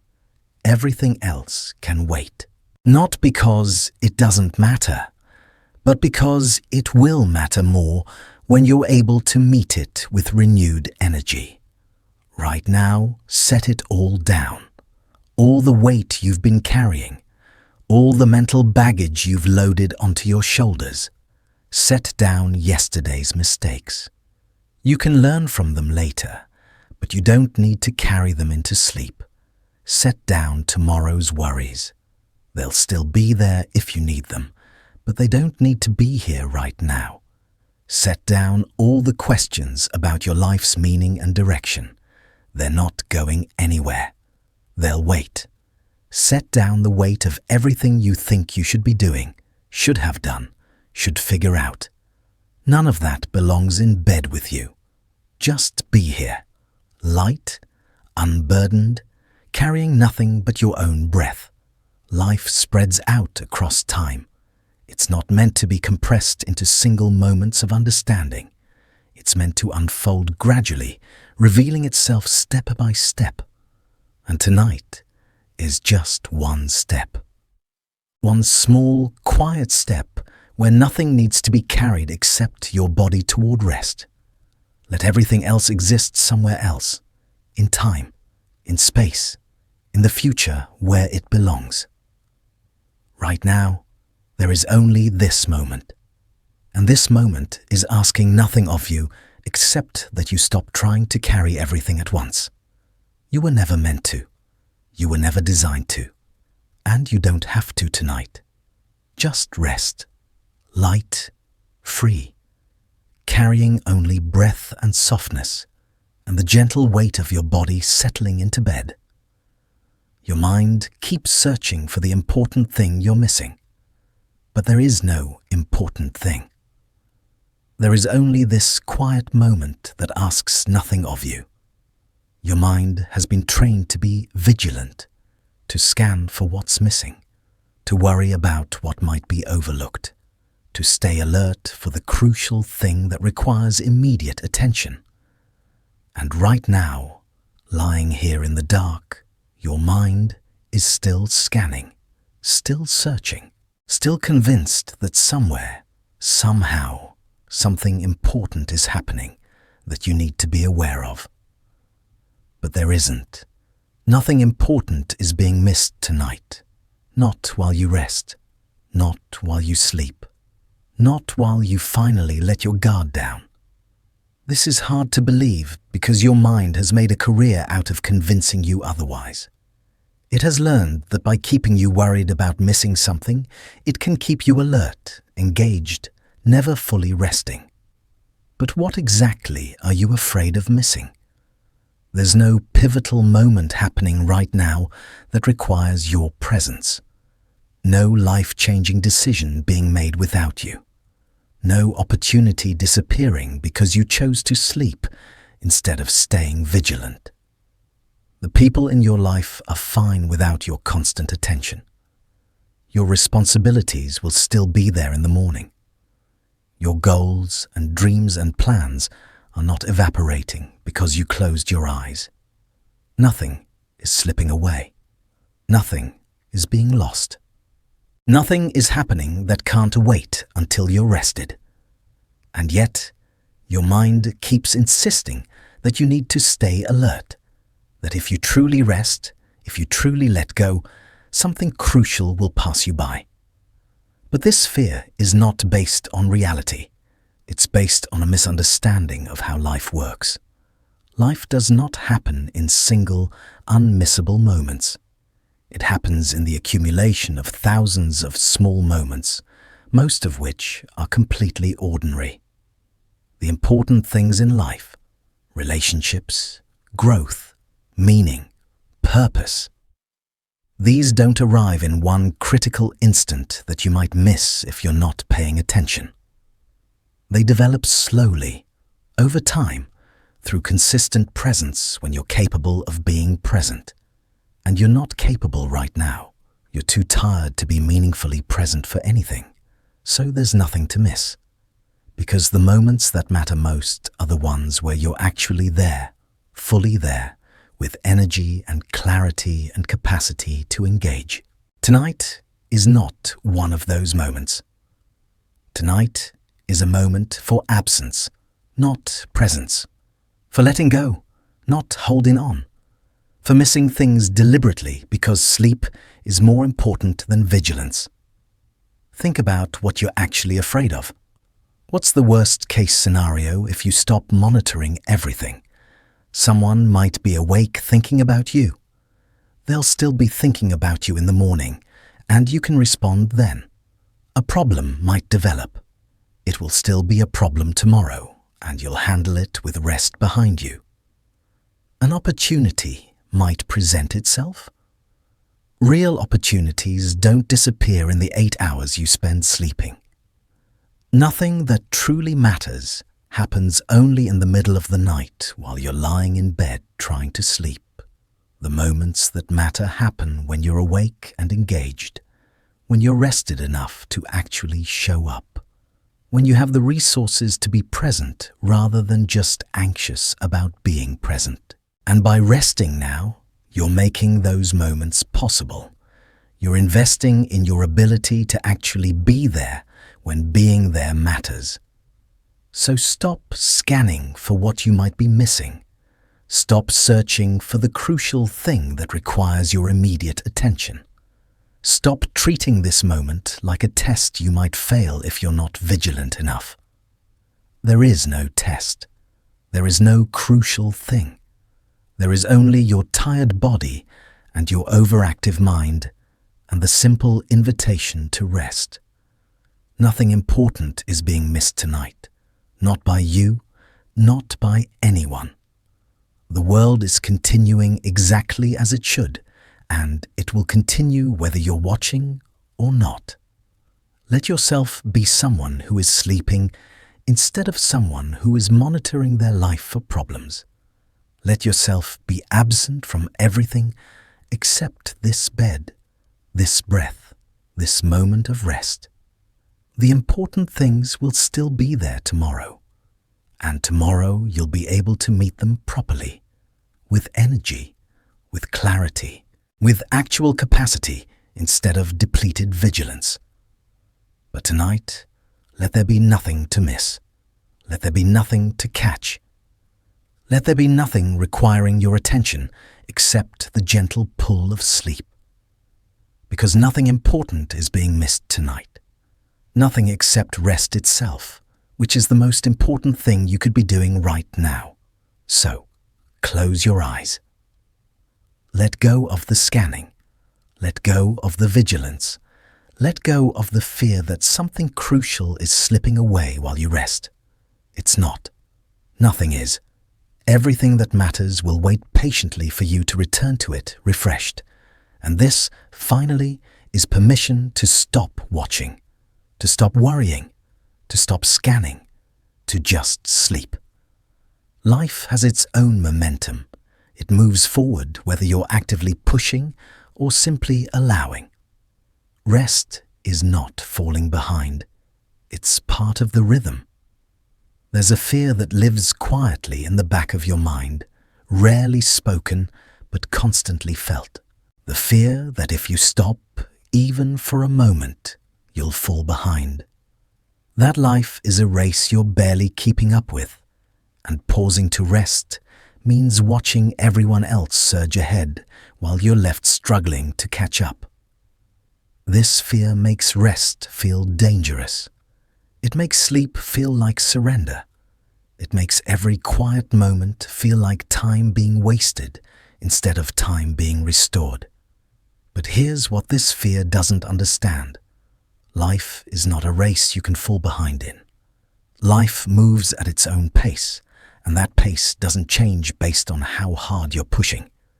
It moves whether you're frantically trying to keep up or peacefully allowing yourself to rest.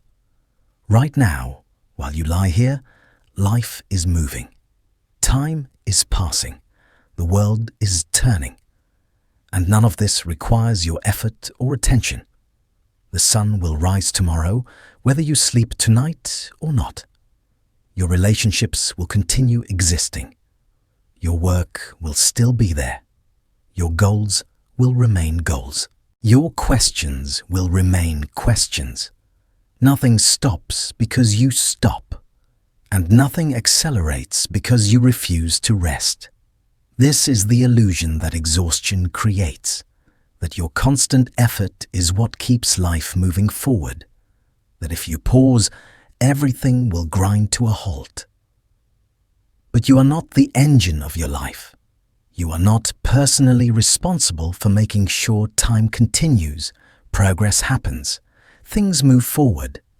Life has its own momentum.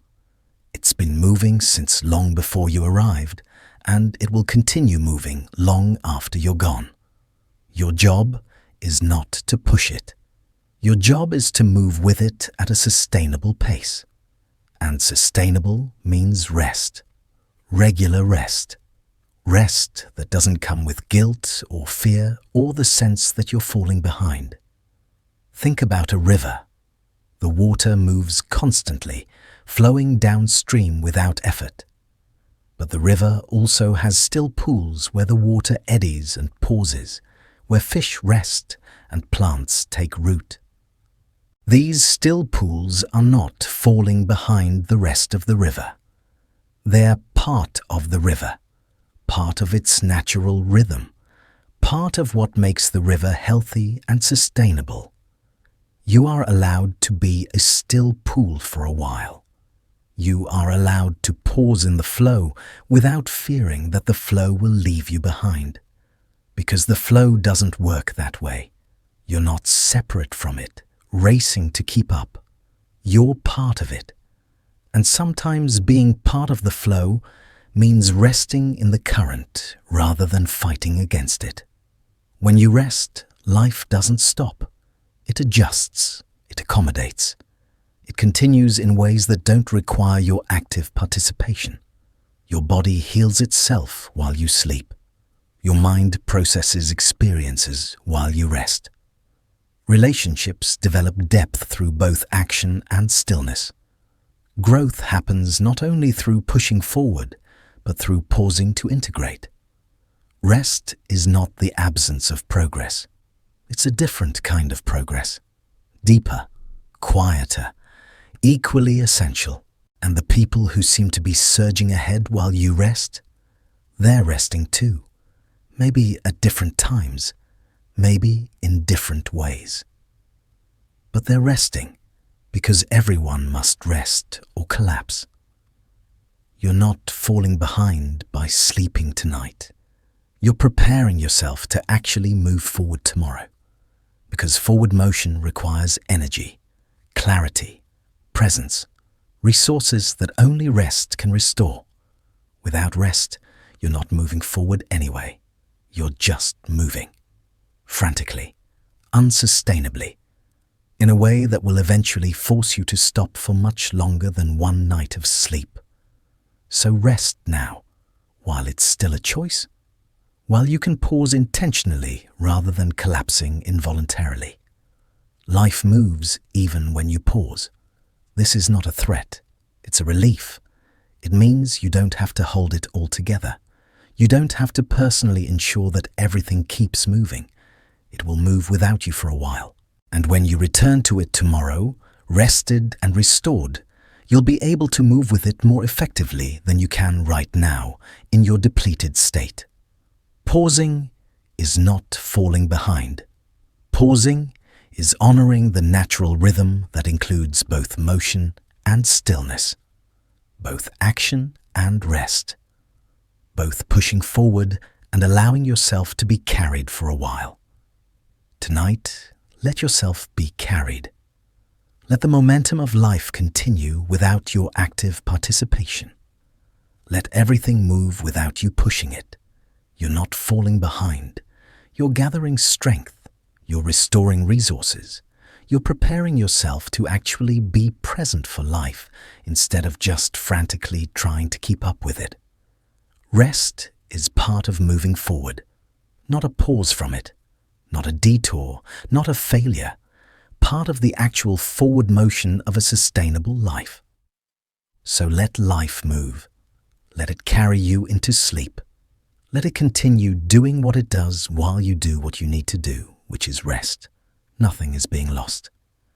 Nothing is passing you by. Nothing is leaving you behind. Life moves even when you pause. And tomorrow, when you're rested, you'll move with it again. Stronger, clearer, more present. But tonight, Just let it move without you. Just rest. Just be still while everything else continues. Because that's allowed. That's necessary. That's how sustainable forward motion actually works. You've been waiting for the moment when everything makes sense. When you finally understand what your life is about, where it's going, why things happened the way they did. You've been treating understanding as a prerequisite, as if you can't fully live until you fully comprehend, as if peace will only come once you've figured it all out. But here's something that might change everything. Understanding life is not a requirement for living it. You don't need to comprehend your existence in order to exist. You don't need to make sense of your story in order to keep living it. You don't need to have it all figured out in order to rest tonight. Life has never asked you to understand it. That demand comes from somewhere else, from your mind, from a culture that values analysis and explanation and having answers for everything. But life itself? Life just asks you to be here, to breathe, to continue, to show up for the next moment and the next one after that. Think about every beautiful thing you've ever experienced. A sunset, music that moved you, a moment of connection with another person, love, joy, wonder. Did you need to understand any of those experiences in order to have them? Did you need to analyze them, explain them, make them make sense? No, you just experienced them. You were there, you lived them, and they were real and valuable whether you understood them or not. The same is true for your entire life. You can live it fully, meaningfully, richly, without understanding what it all means. You can make choices without knowing if they're the right choices. You can move forward without knowing where you're going. You can exist without knowing why you exist. And this is not a failure. This is not something to overcome. This is just the honest condition of being human. Nobody understands their life completely. Nobody has it all figured out. Even the people who seem certain, who speak with confidence about meaning and purpose, they're living with the same fundamental uncertainty you are. They've just made peace with it. They've stopped treating understanding as a requirement. They've accepted that life can be lived without being fully comprehended. And this acceptance, this letting go of the need to understand, is what finally allows rest. Because as long as you believe you need to figure everything out, you can never truly relax. There's always more to analyze, more to question, more to make sense of. But when you release that requirement, when you accept that understanding is optional, suddenly the pressure lifts. You can lie here without needing to solve the puzzle of your existence. You can close your eyes without first finding answers to unanswerable questions. You can rest without having earned it through sufficient comprehension. Your life doesn't need your understanding to be valid. It's already valid. It's already happening. It's already real and worthy and enough. Every moment you've lived counts, whether you understand its significance or not. Every choice you've made matters, whether you can explain it or not. Every experience you've had is part of your story, whether it fits into a coherent narrative or not. Life is not a test where understanding is the passing grade. It's an experience that unfolds whether you comprehend it or not. And tonight, you don't need to understand anything. You don't need to make sense of your past or predict your future, or grasp the meaning of your present. You just need to be here, in this body, in this bed, breathing in and breathing out. Life doesn't demand comprehension. It only demands participation. And right now, participating means resting, means allowing yourself to exist without explanation, means being alive without needing to understand what being alive means. This might feel like giving up, like you're surrendering some important quest for meaning and clarity. But you're not giving up, you're letting go. Of a burden you were never meant to carry, of a requirement that was never actually required. You can always think about your life tomorrow. You can always ask questions, seek understanding, explore meaning. That door never closes. But tonight, you can walk away from that door. You can stop standing in front of it, waiting for it to open and reveal all the answers. You can turn around and walk toward rest instead, toward sleep, toward the simple, unquestioning experience of being alive in this moment. Understanding will come or it won't. Meaning will reveal itself or it won't. Clarity will arrive or it won't. But none of that has to happen tonight. None of that is required before you're allowed to rest. Life doesn't demand that you understand it. It only asks that you live it. And right now, living it means sleeping. Means letting your body do what it needs to do without your mind interfering with questions about what it all means. So release the requirement. Let go of the need to comprehend. Accept that you can live fully without understanding completely. You've been living that way all along anyway. Understanding has never kept pace with experience. You've always been living more than you can explain. Tonight, just let that be okay. Let understanding be something you don't need right now. Let life be something you experience rather than something you analyze. Just breathe. Just rest. Just be here without needing to know why or what it means or where it's leading. Because understanding life is not a requirement. Living it is. And right now, living it means letting yourself sleep. You don't need to accomplish anything else to deserve rest. You don't need to prove yourself further. You've already lived enough to earn this moment of peace. There's a measuring stick in your mind that's always calculating whether you've done enough to deserve rest. Have you worked hard enough today? Have you been productive enough this week? Have you accomplished enough this year? Have you lived well enough, pushed hard enough, contributed enough to earn the right to finally stop and sleep? And somehow, no matter what you've done, it never feels like enough. The measuring stick keeps moving. The bar keeps rising. The requirement for rest keeps shifting just out of reach. But here's the truth that your exhausted mind has forgotten. You don't need to earn rest. You don't need to accomplish anything to deserve it. You don't need to prove your worth before you're allowed to sleep. You have lived enough to rest.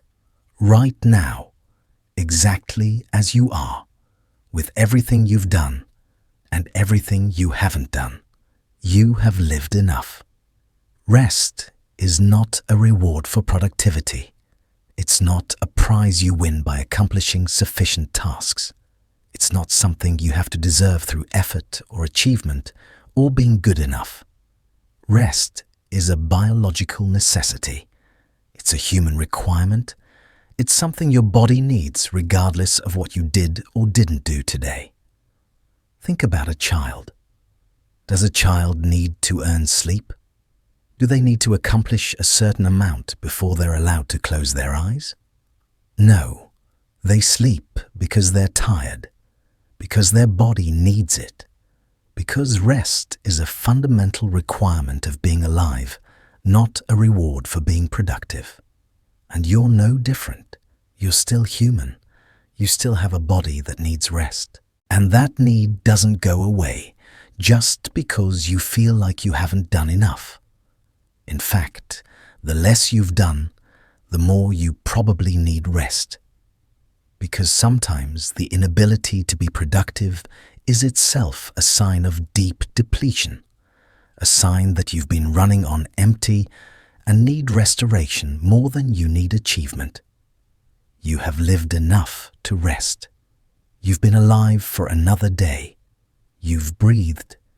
You've existed.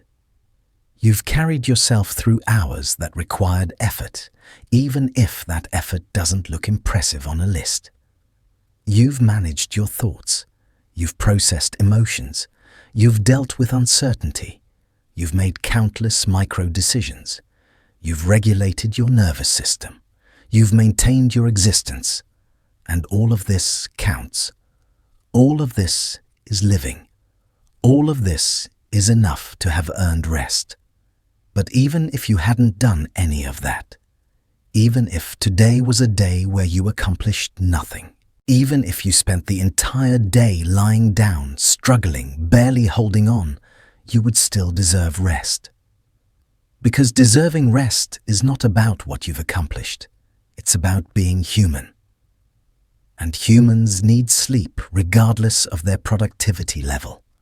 The measuring stick in your mind is lying to you. It's telling you that rest must be earned, that you haven't done enough, that you need to push harder before you're allowed to stop. But that measuring stick is not based on truth. It's based on fear. Fear that if you rest without earning it, you're lazy, that you're failing, that you're not enough. But you are enough. You've always been enough, not because of what you've done, but because you're here, because you're alive, because being human is enough on its own. You don't need to justify your existence with accomplishments. You don't need to prove your worth with productivity. You don't need to earn the right to basic biological necessities. You have lived enough to rest.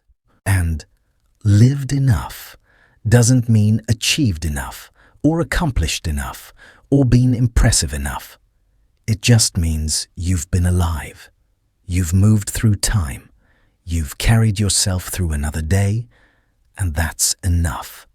That's always been enough. Tonight, you don't need to review whether you did enough today. You don't need to calculate whether your efforts were sufficient. You don't need to measure yourself against any standard to determine if you've earned this rest. You've earned it by being alive, by being tired, by being human.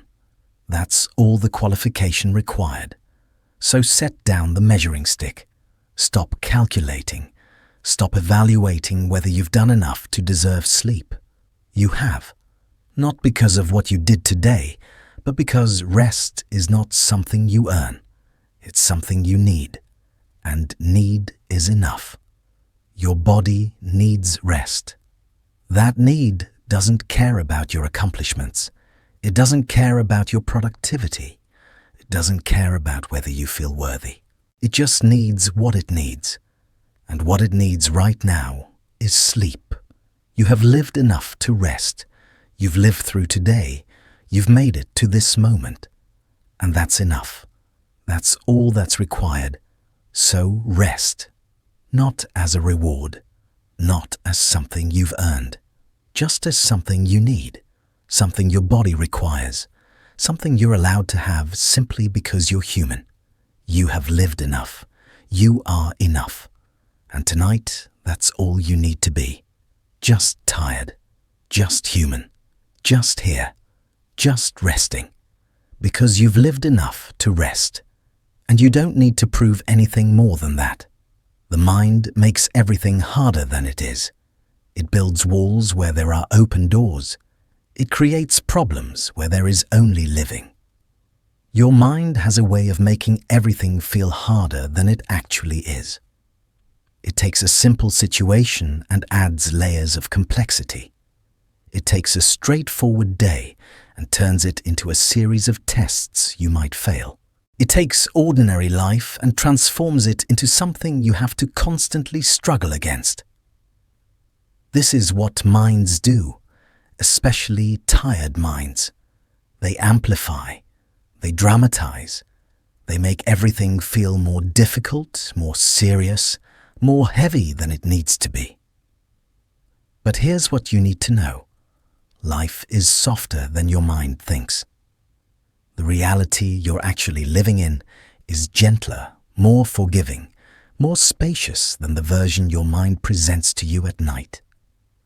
Your mind tells you that every mistake matters enormously, that every choice could ruin everything, that every moment of uncertainty is a crisis requiring immediate resolution. But life itself doesn't operate that way. Life allows mistakes. It accommodates uncertainty. It continues gently forward, even when you stumble, even when you don't know what you're doing, even when you feel completely lost. Think about how many times you've been convinced something was catastrophic, only to discover later that it wasn't. How many times your mind told you everything was falling apart, only to find that everything continued mostly unchanged. Your mind makes things rigid. It creates rules that don't exist. It builds walls around what's possible. It insists that everything must be a certain way, or else disaster will follow. But reality is softer than that, more flexible, more forgiving, more willing to work with you rather than against you. The conversation you're worried about? It will probably be easier than your mind is making it seem. The decision you're agonizing over. Most decisions aren't as final or as critical as they feel in your head. The uncertainty you're carrying? Life has always contained uncertainty, and somehow you've managed anyway. Your mind creates hardness because it thinks hardness keeps you safe. If it makes everything feel serious and dangerous, you'll stay alert. You'll keep preparing. You'll never let your guard down. But this strategy doesn't create safety. It creates exhaustion. It makes life feel like a constant battle when it could feel like a gentle unfolding. Life is softer than the mind thinks. This doesn't mean life is always easy. It doesn't mean there's no pain or difficulty or challenge. It just means that the hardness you're experiencing right now, lying here unable to rest, is coming more from your mind than from reality. Reality is just this moment, this bed, this body, this breath, and none of that is hard. None of that is a struggle. None of that requires the intense effort your mind is applying to it. Your mind is making lying down feel complicated. It's making rest feel like something you have to work at, figure out, achieve. But resting is not complicated. It's simple. Your body already knows how to do it. Your body is trying to do it right now. It's only your mind that's adding complexity, adding questions, adding pressure, adding the sense that even this, even sleep, is something you could fail at. But you can't fail at sleep. You can only allow it or resist it. And resistance comes from believing your mind's version of reality, the hard version, the complicated version, the version where everything matters enormously and nothing is ever simple. What if you trusted life's version instead, the softer version, the version where most things work out somehow, where mistakes aren't catastrophes, where uncertainty is normal, where you're allowed to simply be without constantly having to manage and control and figure everything out. Life is softer than the mind thinks. And tonight, you can choose to rest in life's softness rather than your mind's hardness. You can let your body be held by the bed without your mind insisting it's not comfortable enough, not good enough, not right somehow. You can let your breath move naturally without your mind commenting on whether you're breathing correctly, deeply enough, mindfully enough. You can let thoughts come and go without your mind insisting you need to solve them, understand them, do something with them. Life is soft. Your mind makes it hard. And tonight, you can choose which one to believe. Choose softness. Choose simplicity. Choose the version of reality where you're just a tired person in a comfortable bed. And that's all this moment needs to be. No complexity, no struggle, no hardness. Just softness. Just ease. Just the gentle reality that exists beneath all the layers your mind has added. Life is softer than the mind thinks. Let yourself feel that softness tonight. Let yourself rest in it. Let yourself trust that everything doesn't have to be as hard as your mind makes it seem. Because it's not. It never was. That was just your mind, trying to protect you in the only way it knows how. But tonight, you don't need that protection. You just need rest. And rest lies in the softness, not the hardness. So let go of the hard version, the complicated version, the version where everything is a struggle, and sink into the soft version, the simple version, the version where you're allowed to just be here, breathing, resting, held by life's gentle reality. Because that's the truth. Life is softer than the mind thinks. And tonight, you get to experience that softness directly, just by letting go, just by softening, just by trusting that life will hold you gently while you rest. You keep searching for meaning as if it's something you find. But meaning is something that finds you quietly when you stop searching. You lie here searching for the meaning of your life, as if meaning is something you can summon through sheer mental effort. As if you can think hard enough, question deeply enough, analyze thoroughly enough, and suddenly the answer will appear, clear and complete. But meaning doesn't work that way. It never has. And the harder you search for it, the more it seems to slip away. Because meaning is not something you find. It's something that finds you, quietly, unexpectedly, when you're not actively looking for it. Think about the moments in your life that have felt most meaningful, the experiences that actually mattered, the memories that still carry weight. Did they announce themselves? Did they arrive while you were sitting there demanding that life reveal its purpose to you? Probably not. They probably arrived in ordinary moments, in the middle of regular days, when you weren't searching for meaning at all. A conversation that went deeper than expected. A realization that emerged while you were doing something completely unrelated. A feeling of connection that appeared without warning. A sense of rightness that settled over you when you weren't trying to force it. Meaning comes sideways. It arrives in the peripheral vision of your awareness. It shows up when you're busy living rather than busy searching.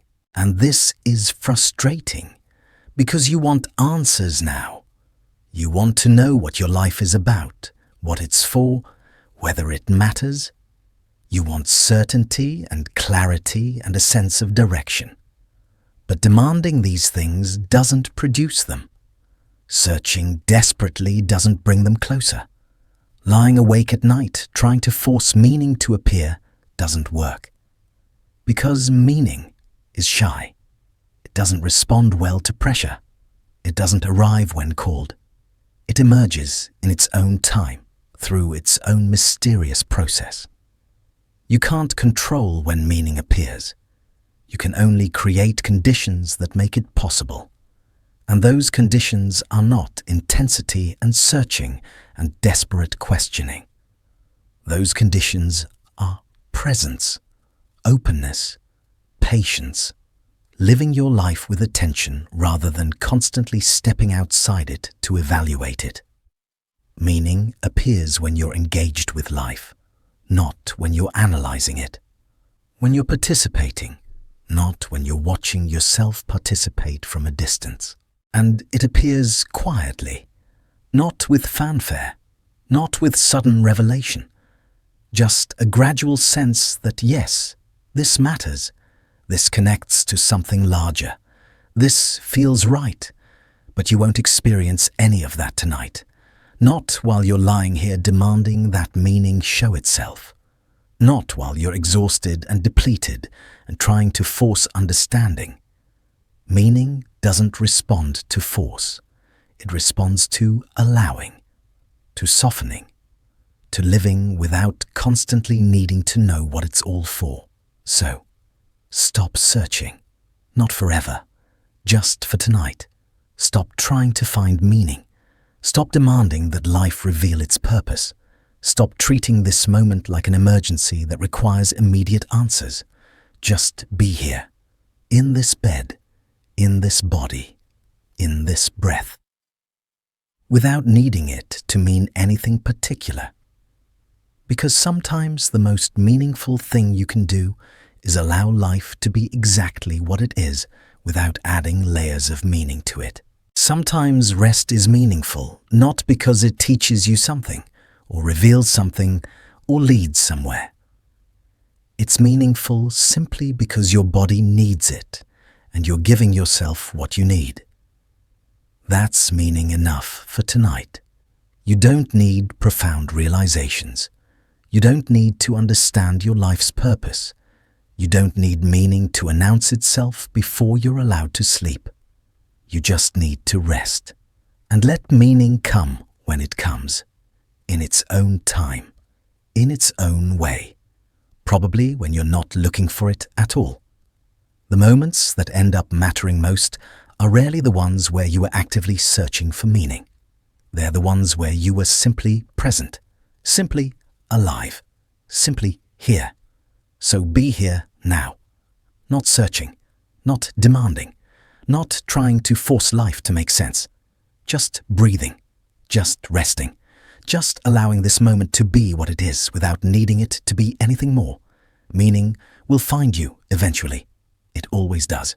But it won't find you tonight while you're lying here, desperate and exhausted and searching. It will find you tomorrow, or next week, or next year, when you're rested and present and actually living your life instead of lying awake worrying about what it means. So let the search go. Let the questions rest. Let meaning exist somewhere else while you exist here. In this simple moment of breathing and softening and allowing sleep. Because meaning doesn't appear on demand. It appears in silence, in patience, in the spaces between searching. And tonight, you're creating that space. Not by searching, but by finally stopping the search long enough to rest. Let meaning take care of itself. Let it arrive in its own time. Let it be something you discover through living, not something you force through thinking. Just rest. Just breathe. Just be here without needing to know what here means. Because sometimes not knowing is the most honest thing you can do. Sometimes accepting that you don't understand is wiser than pretending you do. And sometimes meaning finds you most clearly when you finally stop chasing it and allow yourself to simply exist. So, exist. Without meaning, without purpose, without understanding. Just exist. And let that be enough for tonight. Because it is. It always has been.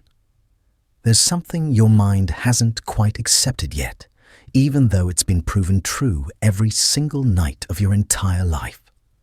Whatever you're holding right now, whatever questions are circling, whatever worries are pressing down, whatever thoughts about your life feel so urgent, they'll all still be there tomorrow.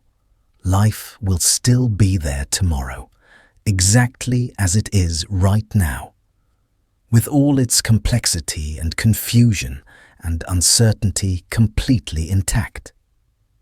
Nothing disappears simply because you close your eyes. Nothing resolves itself magically while you sleep. Nothing changes fundamentally just because you stopped thinking about it for a few hours. And at first, this might sound discouraging, like nothing matters, Like resting is pointless if everything you're worried about will still be waiting when you wake up. But actually, this is the most liberating truth you could possibly know tonight. Because it means you don't have to hold on to anything. You don't have to keep thinking about your problems to prevent them from disappearing. You don't have to maintain your grip on your worries to ensure they're still there in the morning. They will be. Life is remarkably, almost stubbornly consistent that way. It stays exactly where you left it, patient and unchanged, waiting for you to return to it. So you don't need to hold it. You don't need to carry it through the night like precious cargo that might be lost if you set it down. You don't need to keep monitoring it to make sure it doesn't slip away while you're not looking. You can set it all down, completely down, fully down, and trust with absolute certainty that it will still be there when you're ready to pick it back up. The questions about your future. There'll still be questions tomorrow, every single one of them. The uncertainty about your choices. Still uncertain, still there, still waiting. The worries about your direction, your purpose, your path. All of them will be exactly where you left them. Nothing is going anywhere. Nothing needs your vigilance to keep existing. Nothing requires your constant attention to stay real and present in your life. Life will still be there tomorrow. This is not a maybe. This is not a hope. This is a guarantee, an absolute promise. Something you can count on with complete certainty. And because you can count on it, because you know with absolute confidence that everything will be waiting for you, you can finally let go of it tonight. Think about how much energy you're spending right now, right this moment, just holding on to life, keeping all your thoughts active and present, maintaining your grip on every single worry and question and concern that's crossed your mind today. You're holding so tight. Your mental fists are clenched around all of it. And that clenching, that gripping, that holding, it's exhausting you even more than the actual content of what you're holding. What if you could just open your hands? What if you could uncurl those mental fists and let everything rest somewhere else for a while? Not because you're giving up on your life. Not because you're avoiding important things. Not because you don't care about what happens, but simply because you trust, you know, that it will all still be there when you're ready to engage with it again. Life doesn't need you to hold it together tonight. It's perfectly capable of existing without your constant attention. It's been doing exactly that for billions of years, long before you arrived and long after you're gone. Your problems don't need you to think about them continuously to stay real. They're remarkably good at existing on their own. They don't actually need your help to remain problems. They'll manage just fine without your oversight. And your life, your actual, real, ongoing life, will continue being your life, whether you spend tonight thinking about it obsessively or sleeping peacefully through it. The sun will still rise. Time will still pass. Your circumstances will still be your circumstances. Your relationships will still exist. Your responsibilities will still be there. Your dreams will still be your dreams. Nothing about your life requires your wakeful attention tonight to continue existing. So why not sleep? Why not set it all down and trust that tomorrow, when you return, everything will still be exactly where you left it? Because it will be. That's the one thing in this uncertain life you can be absolutely, completely certain about. Life is remarkably persistent. It doesn't disappear just because you stopped watching it. It doesn't evaporate because you finally closed your eyes.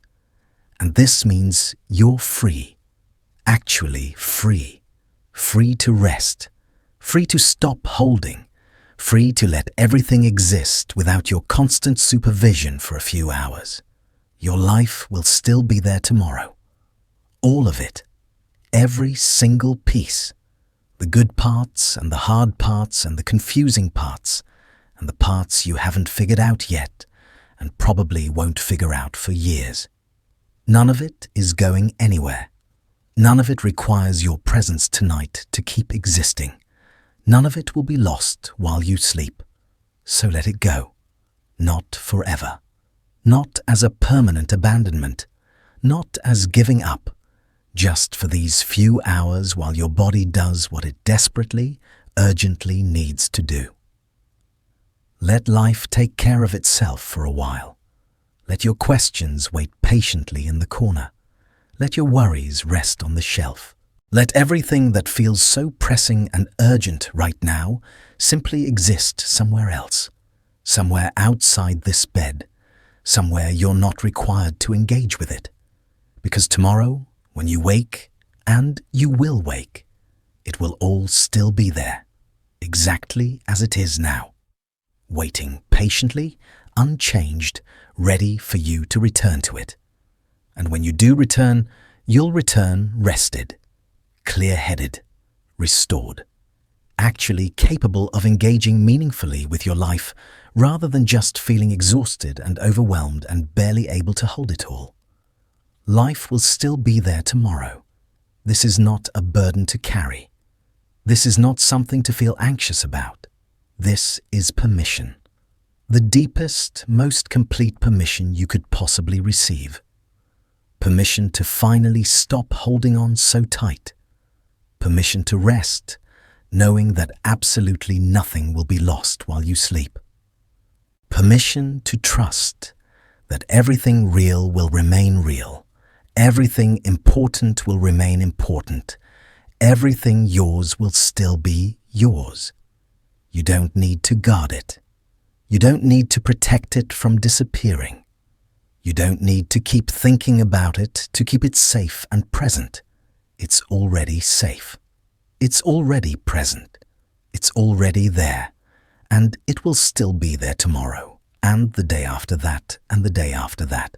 So rest now. Set it all down with confidence.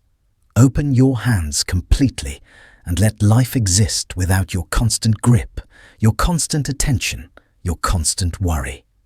Because life will still be there tomorrow.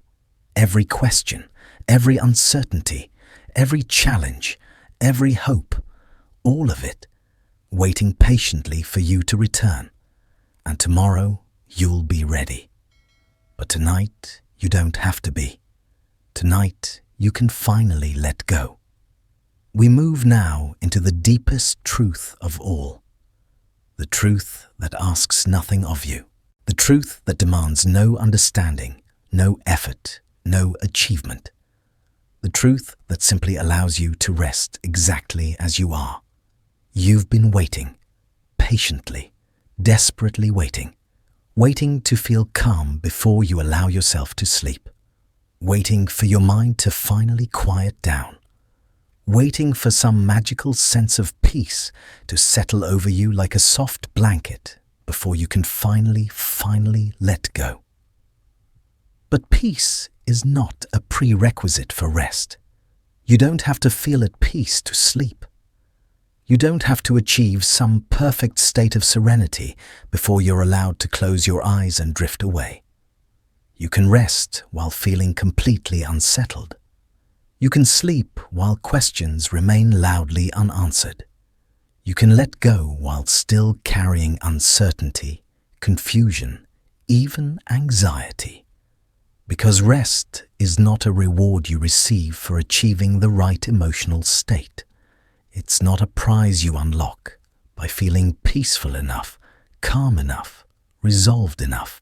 Rest is something your body needs, regardless of how your mind feels, regardless of what emotions are moving through you, regardless of whether you've achieved some imagined state of inner tranquility.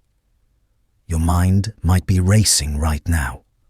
Your thoughts might be chaotic, scattered, moving in 12 directions at once. Your emotions might be turbulent, unsettled, far from anything resembling peace. And you can still rest. All of that can exist. All that noise, all that chaos, all that inner turbulence, and you can still sleep. This is crucially important to understand because your mind has been telling you the opposite for so long. It's been insisting that you need to fix your inner state before you can rest, that you need to resolve your feelings, quiet your thoughts, achieve some kind of mental stillness, that you need to earn rest by first becoming the right kind of calm. But you don't. You really, truly don't. Rest is not about feeling peaceful. It's about stopping. Just stopping. Even if everything inside you is still moving, still churning, still active. Think about a child who falls asleep while crying. You've seen this, or perhaps you remember it from your own childhood. The tears are still wet on their face. The emotion is still present, still real, still unresolved, but their body, completely exhausted, simply surrenders to sleep anyway. They don't wait to feel better. They don't require emotional resolution before sleep is allowed. They don't say, "I can't sleep until I feel peaceful about this." They just sleep. Because sleeping is what tired bodies do, regardless of what the mind or emotions are experiencing. You can do the same. You are allowed to do the same. You don't have to feel calm. You don't have to feel settled. You don't have to feel anything in particular. You just have to stop. Stop trying so hard. Stop fighting so intensely. Stop waiting for the perfect emotional state that may never arrive tonight. Your mind can keep doing what it's doing. Your thoughts can keep moving at whatever pace they're moving. Your feelings can keep shifting and changing and being exactly what they are. All of that can continue happening in the background, like music playing in another room. But in the foreground, right here where you are, your body can rest. You can lie here exactly as you are. You can breathe. You can let your muscles soften and your breath deepen and your consciousness begin to drift, even while some part of you still feels unsettled. Peace is lovely when it comes. Beautiful. Welcome. But it's not required for rest. It's not the admission ticket to sleep. It's not the price you have to pay before your body is allowed to restore itself. Sleep accepts you exactly as you are. Anxious, unsettled, uncertain, confused, worried, sad, frustrated. Whatever you're feeling right now. Sleep doesn't care about your emotional state. It doesn't judge you. It doesn't require you to be in any particular condition. It just requires you to stop resisting it. To stop insisting that you need to feel different before you can rest. To stop holding yourself awake with the belief that you're not in the right state yet. You don't have to feel at peace to rest. You just have to be willing. Willing to lie here even though you don't feel calm. Willing to close your eyes even though your mind is still active and loud. Willing to let your body rest even though your mind hasn't given its official permission. Because here's the truth. Your body doesn't actually need your mind's permission.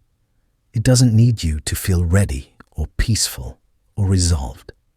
It just needs you to stop interfering, to stop holding yourself awake, to stop preventing the natural process that's trying to happen. Your body wants to sleep right now. It's been trying to sleep. It's exhausted. It needs rest desperately. And it would sleep easily, naturally, if your mind would just stop insisting that conditions aren't right yet. So stop waiting for perfect conditions.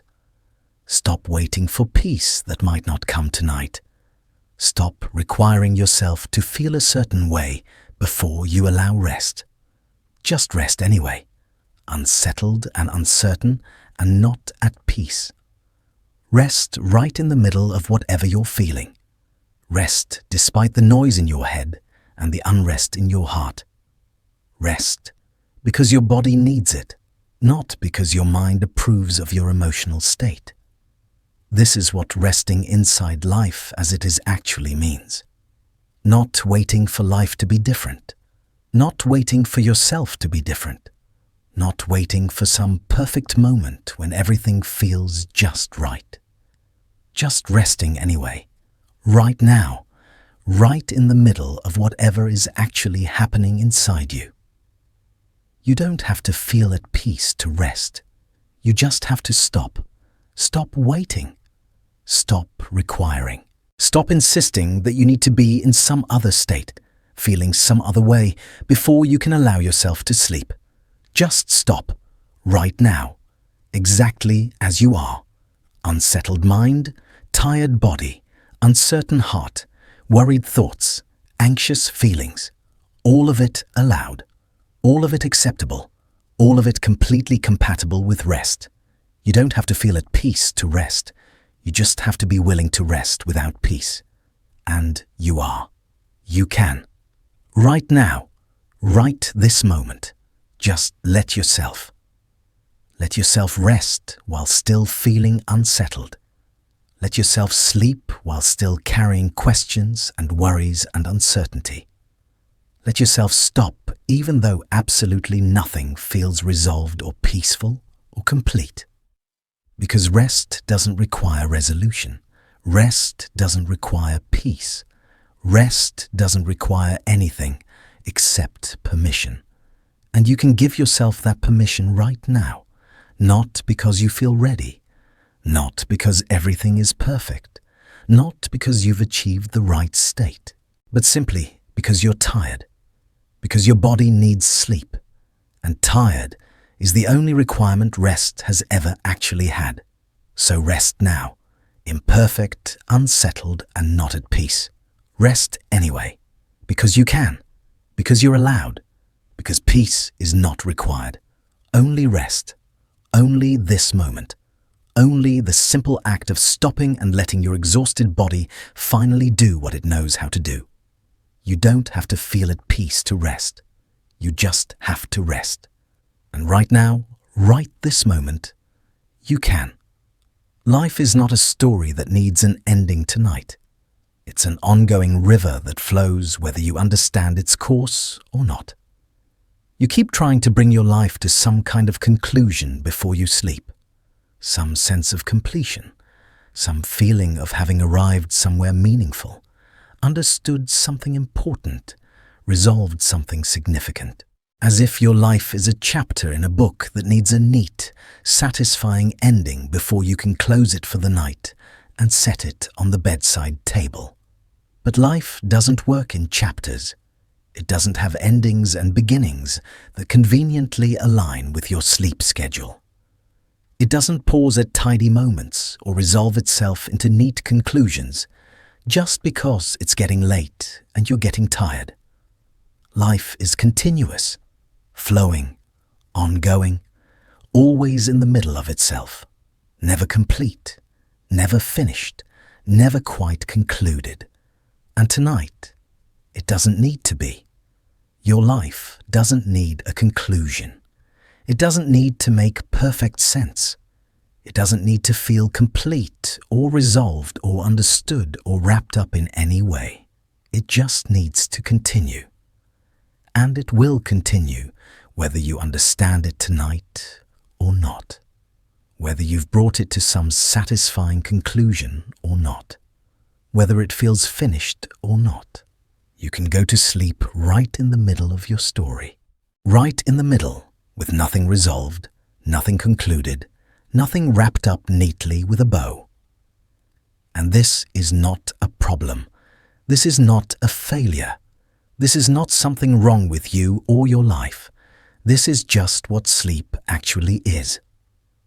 A pause in the middle of ongoing life, not an ending, not a conclusion, not a resolution, just a pause, a break, a momentary interruption in the continuous flow.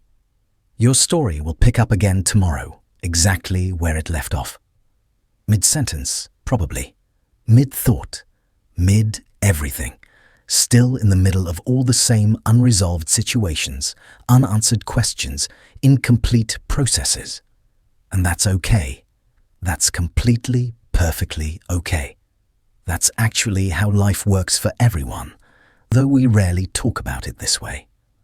Life doesn't conclude every night and restart every morning. It doesn't tie itself up in neat packages at bedtime. It just continues, flowing, unfolding, moving through time without requiring your constant sense-making or your need for resolution. You've been treating sleep like it's the end of something. Like you need to finish your day properly, complete your thoughts, bring everything to some kind of meaningful resolution before you're allowed to rest. Like there's a requirement that each day must feel complete before the next one can begin. But you don't. Days don't actually finish. They just stop.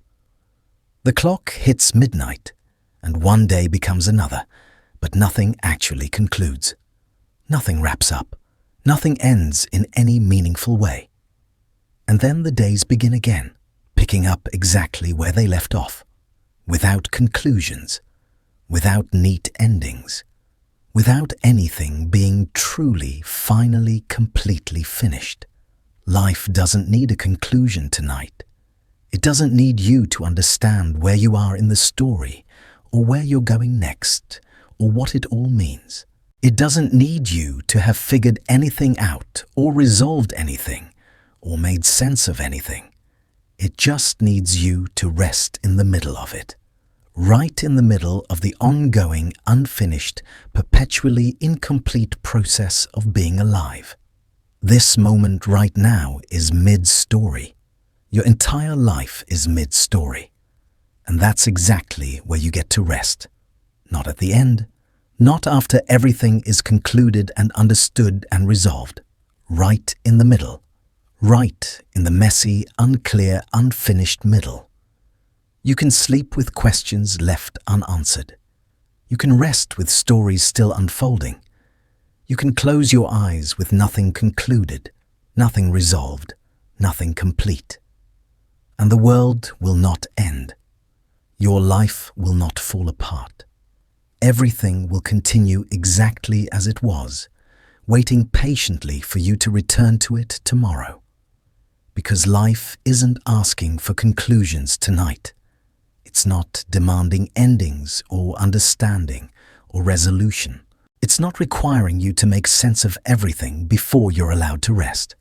It's just continuing, flowing, being exactly what it is, ongoing, incomplete, always in process, never quite finished. And you can rest inside that. You can let yourself be mid-story. You can allow everything to be unfinished, unresolved, unclear, and still sleep anyway. Nothing needs to be concluded tonight.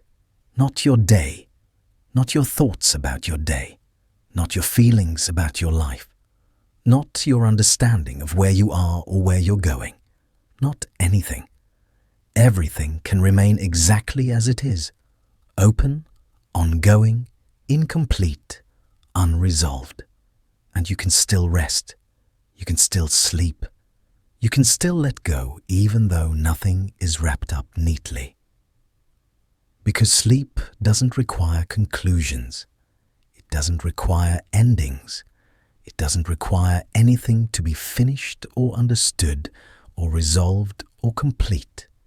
It just requires you to stop for a while, to pause, to rest right in the middle of whatever is happening without needing to conclude it first. Life doesn't need a conclusion tonight, and neither do you. You can just be here, mid-story, incomplete, ongoing, unresolved. You can just rest anyway, not because everything is finished, not because you've reached some satisfying ending point, but simply because you're tired, And tiredness doesn't wait for conclusions before it asks for rest. So let everything remain unfinished. Let your story continue without ending. Let your life stay incomplete and open and unresolved. Let nothing be concluded. And rest anyway, right in the middle, right where you are, right in the ongoing flow of life that never actually concludes, never actually ends, never actually finishes in any final way. It just pauses for sleep, for rest, for this moment of letting go without needing any conclusions at all. Life doesn't need a conclusion tonight. It just needs you to rest, and you can, right now, mid-story and all, unfinished and ongoing, and perfectly okay with being incomplete.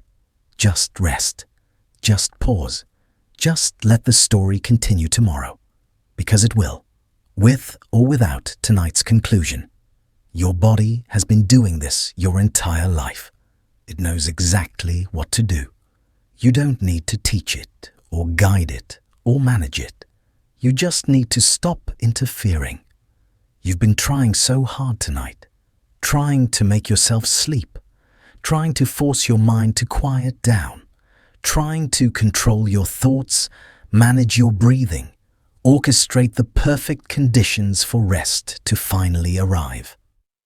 But all of this trying, all of this effort, all of this striving, all of this attempting to make it happen is actually what's keeping you awake.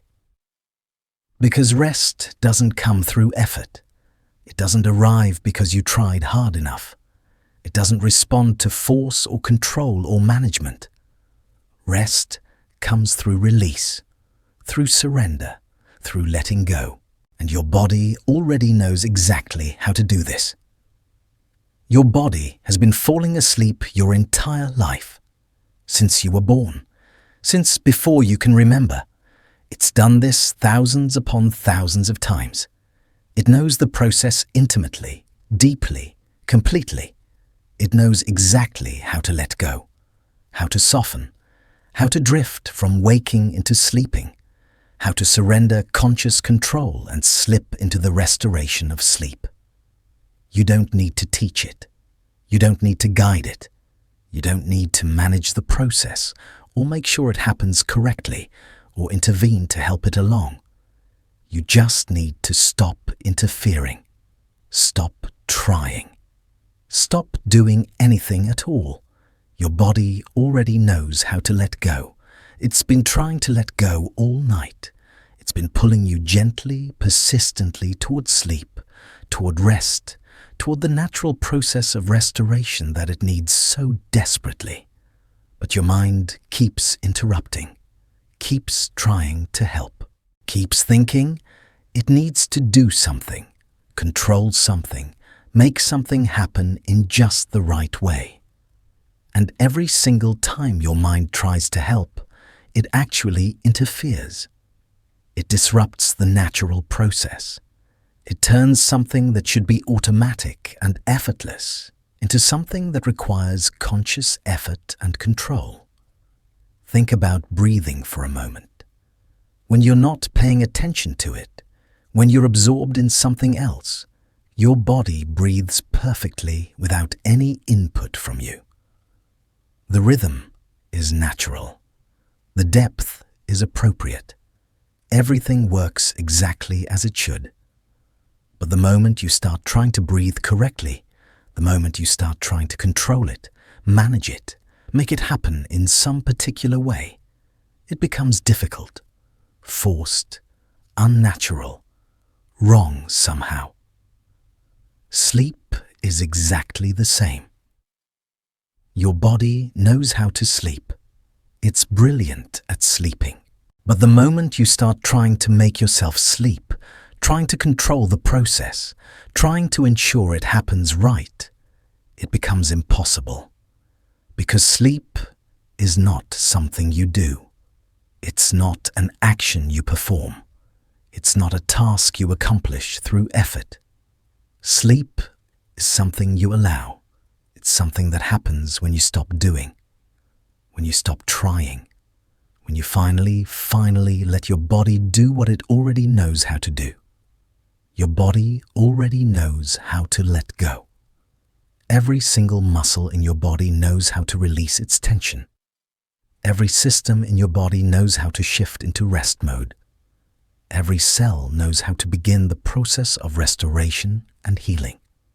This is built into you, wired into your biology, written into your DNA, as natural as breathing, as automatic as your heartbeat, as fundamental as being alive. You don't need to make it happen.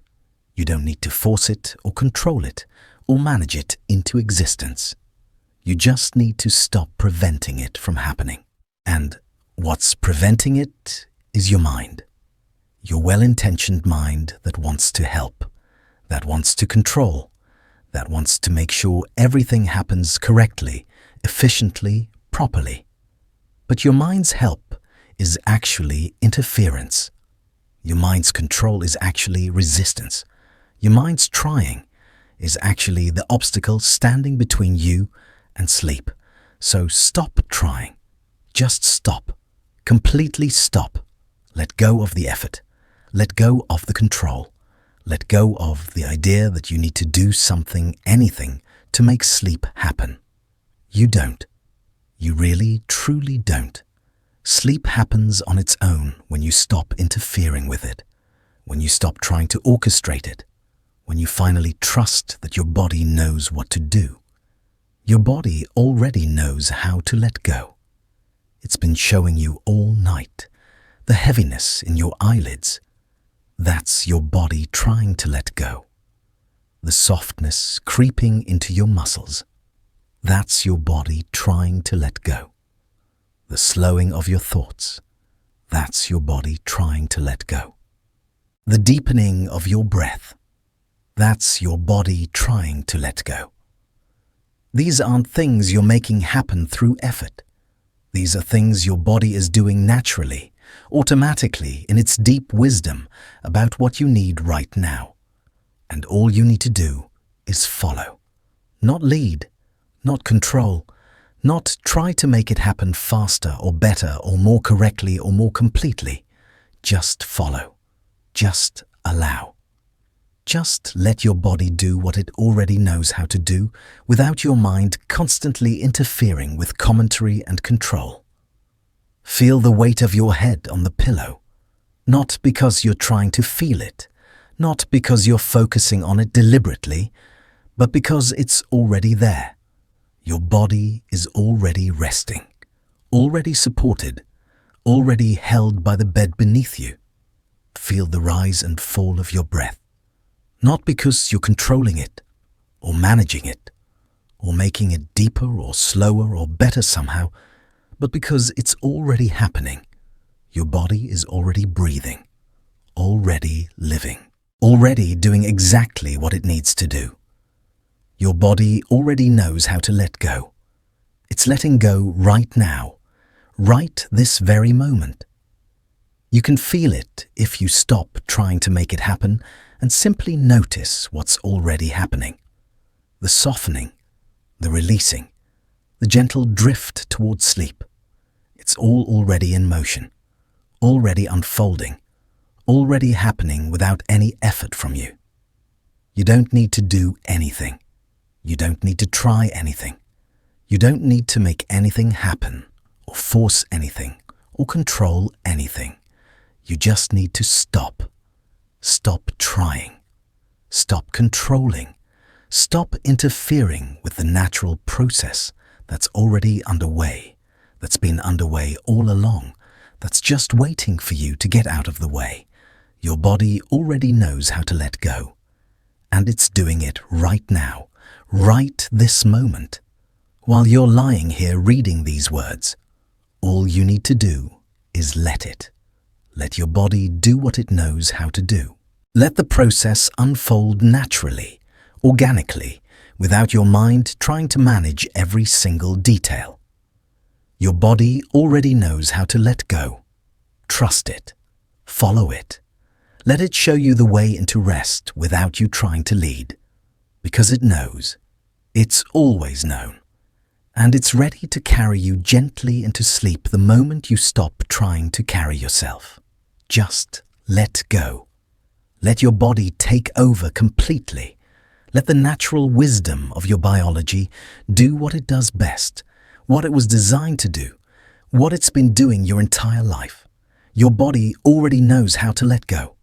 And right now, in this moment, it's inviting you to let go too.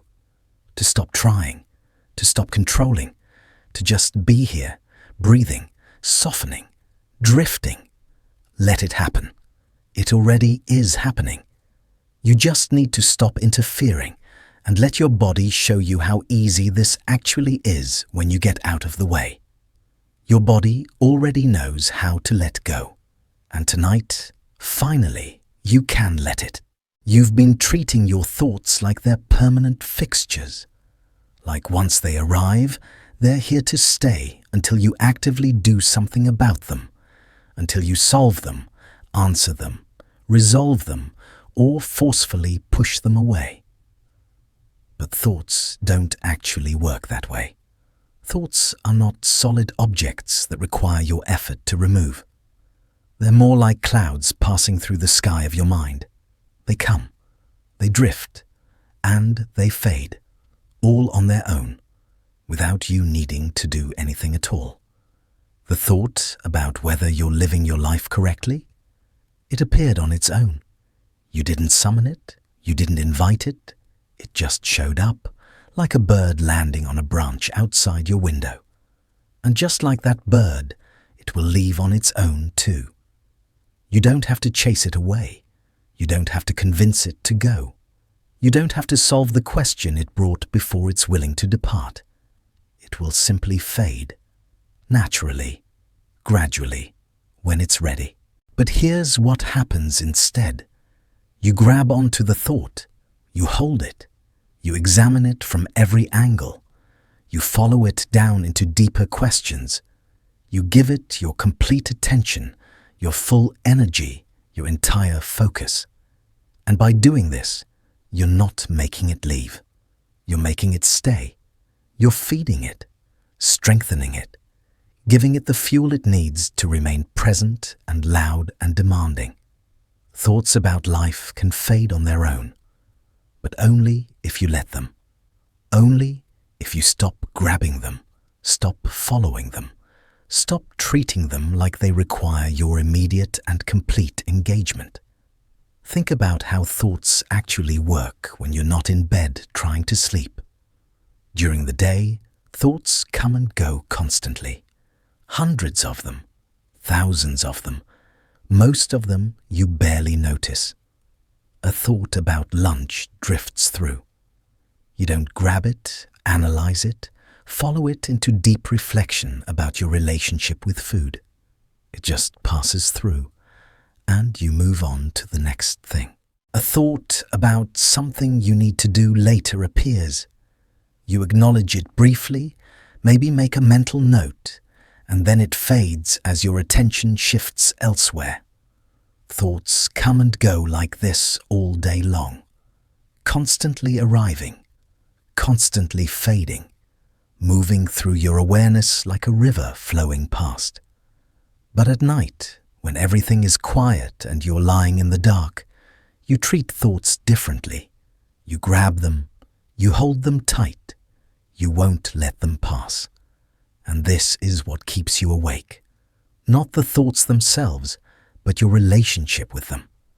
Your insistence that each thought must be fully engaged with, completely understood, properly resolved before it's allowed to fade. But you don't have to engage. You really don't. You can let thoughts about life move through you the same way thoughts about lunch move through you during the day. They come. You notice them, and then they fade. Without drama, without effort, without you needing to do anything except not grab them. The thought, "Am I wasting my life?" can arrive. You can notice it. Oh, there's that thought again. And then you can let it keep moving, let it drift past, let it fade into the background while you stay here, breathing, resting. You don't have to follow it. You don't have to answer it. You don't have to engage with it at all. Not following doesn't mean you're avoiding something important. It means you're recognizing that 3 in the morning while you're exhausted is not the time for deep existential reflection. And not pushing doesn't mean you're suppressing something that needs expression. It means you're understanding that thoughts fade naturally when you stop feeding them attention. You don't need to push thoughts away. Pushing creates resistance. Resistance creates tension. Tension keeps you awake. Instead, just don't follow. Don't grab. Don't engage.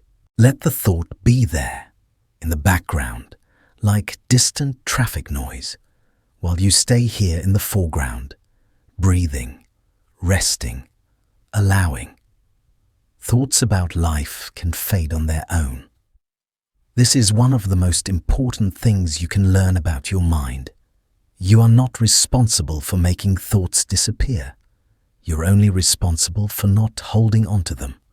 When you stop feeding a thought with attention, with analysis, with worry, with the energy of trying to solve it, it naturally, gradually loses intensity.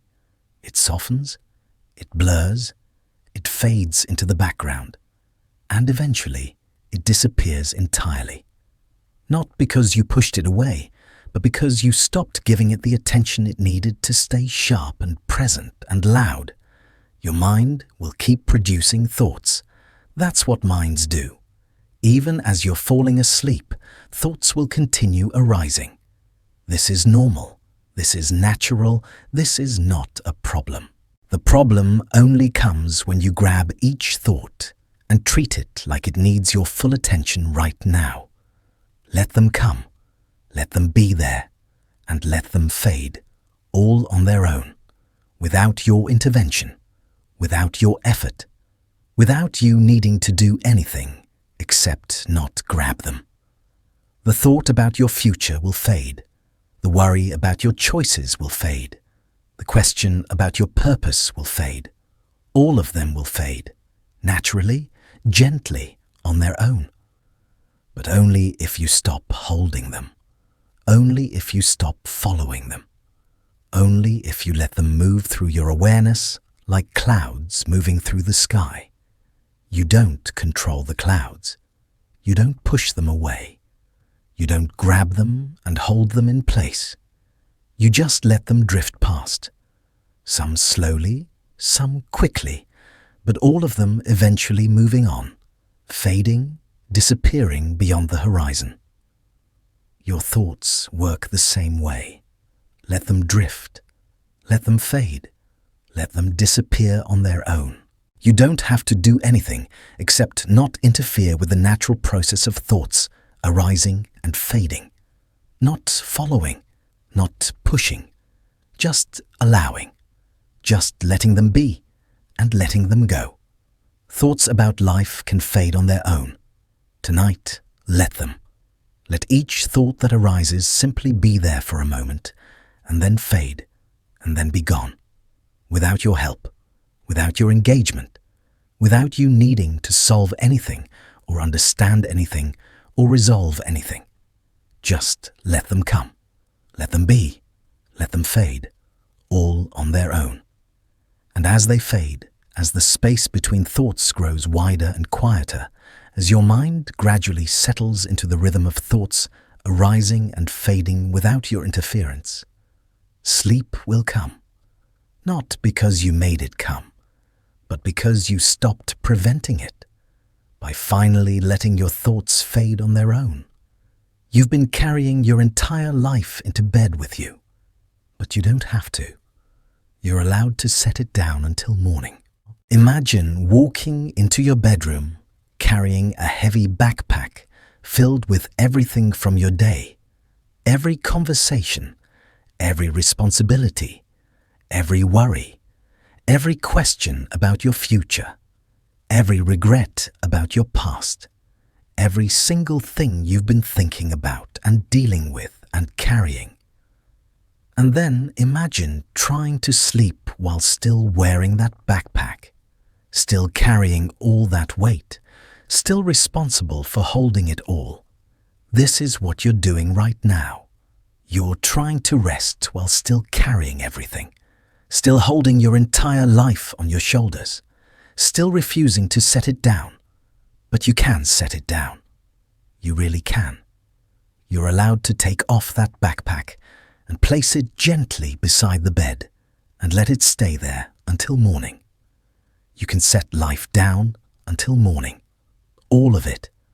The whole heavy, complicated, messy weight of being alive and having a life and being responsible for making decisions and figuring things out. You can set it down. Right now. Right here. And let it rest somewhere that isn't on your chest, pressing down, making it hard to breathe. This doesn't mean abandoning your life. This doesn't mean you're irresponsible or avoiding your obligations or pretending problems don't exist. This just means recognizing that you don't have to carry everything every single moment. That there are times, and nighttime is one of them, when you're allowed to set the weight down and rest without it. Your life will still be your life in the morning. Every responsibility will still be there. Every question will still exist.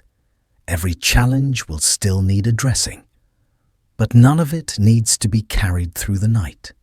None of it needs to rest on your chest while you try to sleep. None of it needs to come into bed with you. You can leave it all outside this moment, outside this bed, outside this space of rest. Think about what you're actually carrying right now. Your job and whether you're good enough at it. Your relationships and whether they're healthy enough. Your future and whether you're heading in the right direction. Your past and whether you made the right choices. Your present and whether you're living it fully enough. That's a lot. That's too much. No one can carry all of that and also rest. No one can hold all of that and also sleep peacefully. So set it down, one piece at a time if you need to, or all at once if you can. Take your worries about work and place them gently on the floor beside the bed. They'll be there in the morning if you need them, but tonight they can rest there instead of here with you. Take your questions about your relationships and set them on the dresser. They're not going anywhere. They'll wait patiently until you're ready to pick them up again. Take your uncertainty about the future and place it outside the door. The future isn't happening tonight anyway. It can wait out there while you rest in here. Take your regrets about the past and set them in the corner. The past is already done. It doesn't need your attention right now. It can stay in the corner until morning. One by one, piece by piece, set it all down. Everything you've been carrying, everything that feels heavy, everything that feels urgent but actually isn't urgent at all. Set it down until morning, not forever, not as a permanent abandonment of your responsibilities or your life, just until morning, just for these few hours while your body restores itself, while your mind rests, while your nervous system settles, while you do the most important thing you can do right now, which is sleep. You can set life down until morning, and in the morning you can pick it back up if you want to. You can carry it again. You can engage with it again. You can return to all the questions and worries and responsibilities, but you'll return to them rested, restored, with more capacity to actually handle them instead of just being crushed by them. Right now, you don't have that capacity. Right now, you're depleted. And trying to carry everything while depleted just makes the weight feel heavier than it actually is. So set it down. Give yourself permission. Give yourself relief. Give yourself the gift of a few hours without having to carry the entire weight of your existence. You don't need to bring your whole life into bed with you. You can leave it outside. You can let it exist without you for a while. You can trust that it will all still be there, unchanged, waiting patiently for you to return to it. But tonight, set it down. All of it. The heavy backpack of being alive and having a life and being responsible for things. Take it off, place it gently down, and let yourself lie here without it. Light, unburdened, free to rest without carrying anything except your own tired body. You can set life down until morning. This is allowed. This is necessary. This is what makes it possible to actually rest instead of just lying here carrying everything. So set it down. Now, right now. Whatever you're holding, whatever you're carrying, whatever feels like it can't possibly be set down, set it down anyway. It will be fine without you for a few hours, and you will be fine without it. Better than fine. You'll finally be able to rest. Set life down until morning. Let it wait. Let it rest. Let it exist somewhere other than here in bed with you. And let yourself finally rest without carrying the world. Sleep is not running away from your life. It's not hiding or avoiding or escaping. It's just pausing. It's just resting. It's just being human. There's a guilt you might be feeling right now. A quiet voice suggesting that by sleeping, by resting, by letting go of all these thoughts about your life, you're somehow escaping, avoiding, running away from things that need your attention. That if you were truly brave, truly committed, truly serious about your life, you would stay awake. You would keep thinking. You would keep working on understanding and improving and figuring everything out. But this voice is wrong. Fundamentally, completely wrong. Sleep is not escaping life. It's not avoidance. It's not cowardice. It's not giving up or hiding or running away from anything.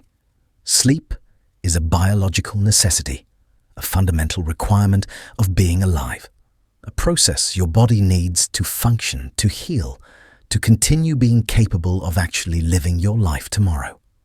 Sleep is not escaping life. It's maintaining the capacity to engage with life. It's preserving your ability to show up for your life. It's ensuring that you have the resources needed to actually live instead of just survive. Think about it this way. If you had a car that you drove every single day without ever stopping for maintenance, without ever refueling, without ever letting the engine cool down, how long would it last? Not long. It would break down. It would stop working. Not because it was a bad car, but because you refused to give it what it needed to keep functioning. Your body is the same. You can't run it constantly without maintenance. You can't demand performance from it without providing rest.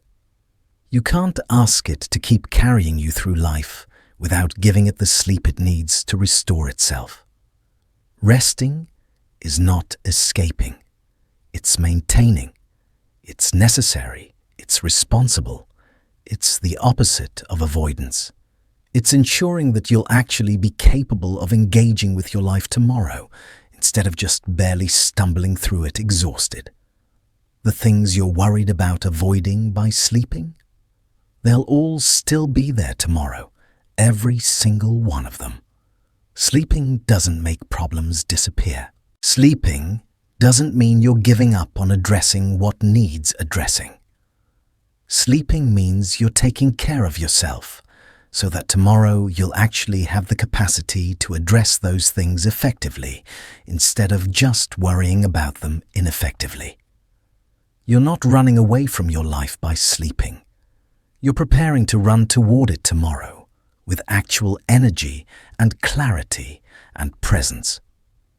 There's a difference between escaping and resting. Escaping is trying to make problems disappear by ignoring them. Resting is acknowledging that you need restoration before you can effectively engage with problems. Escaping is avoidance. Resting is wisdom. Escaping is fear. Resting is self-care. Escaping is giving up. Resting is gathering strength. You're not escaping. You're resting. And resting is one of the most important things you can do for your life. Every person who has ever accomplished anything meaningful, who has ever faced challenges successfully, who has ever lived a life they're proud of, every single one of them slept. Regularly, consistently, without guilt. Because they understood that sleep is not weakness. It's not avoidance. It's not escaping. It's fundamental to being able to show up for life with any kind of presence or effectiveness or energy. The problems you're facing don't need your exhausted attention at 3 in the morning. They need your rested attention at 9 in the morning. They need you functioning, thinking clearly, capable of actual problem solving instead of just anxiety spiraling. And you can only offer that if you sleep, if you rest, if you let yourself take this necessary pause without treating it like it's somehow a moral failing. Sleep is not escaping life. It's honoring life. It's respecting the biological reality of being human. It's accepting that you have limits and that pushing past those limits doesn't make you stronger.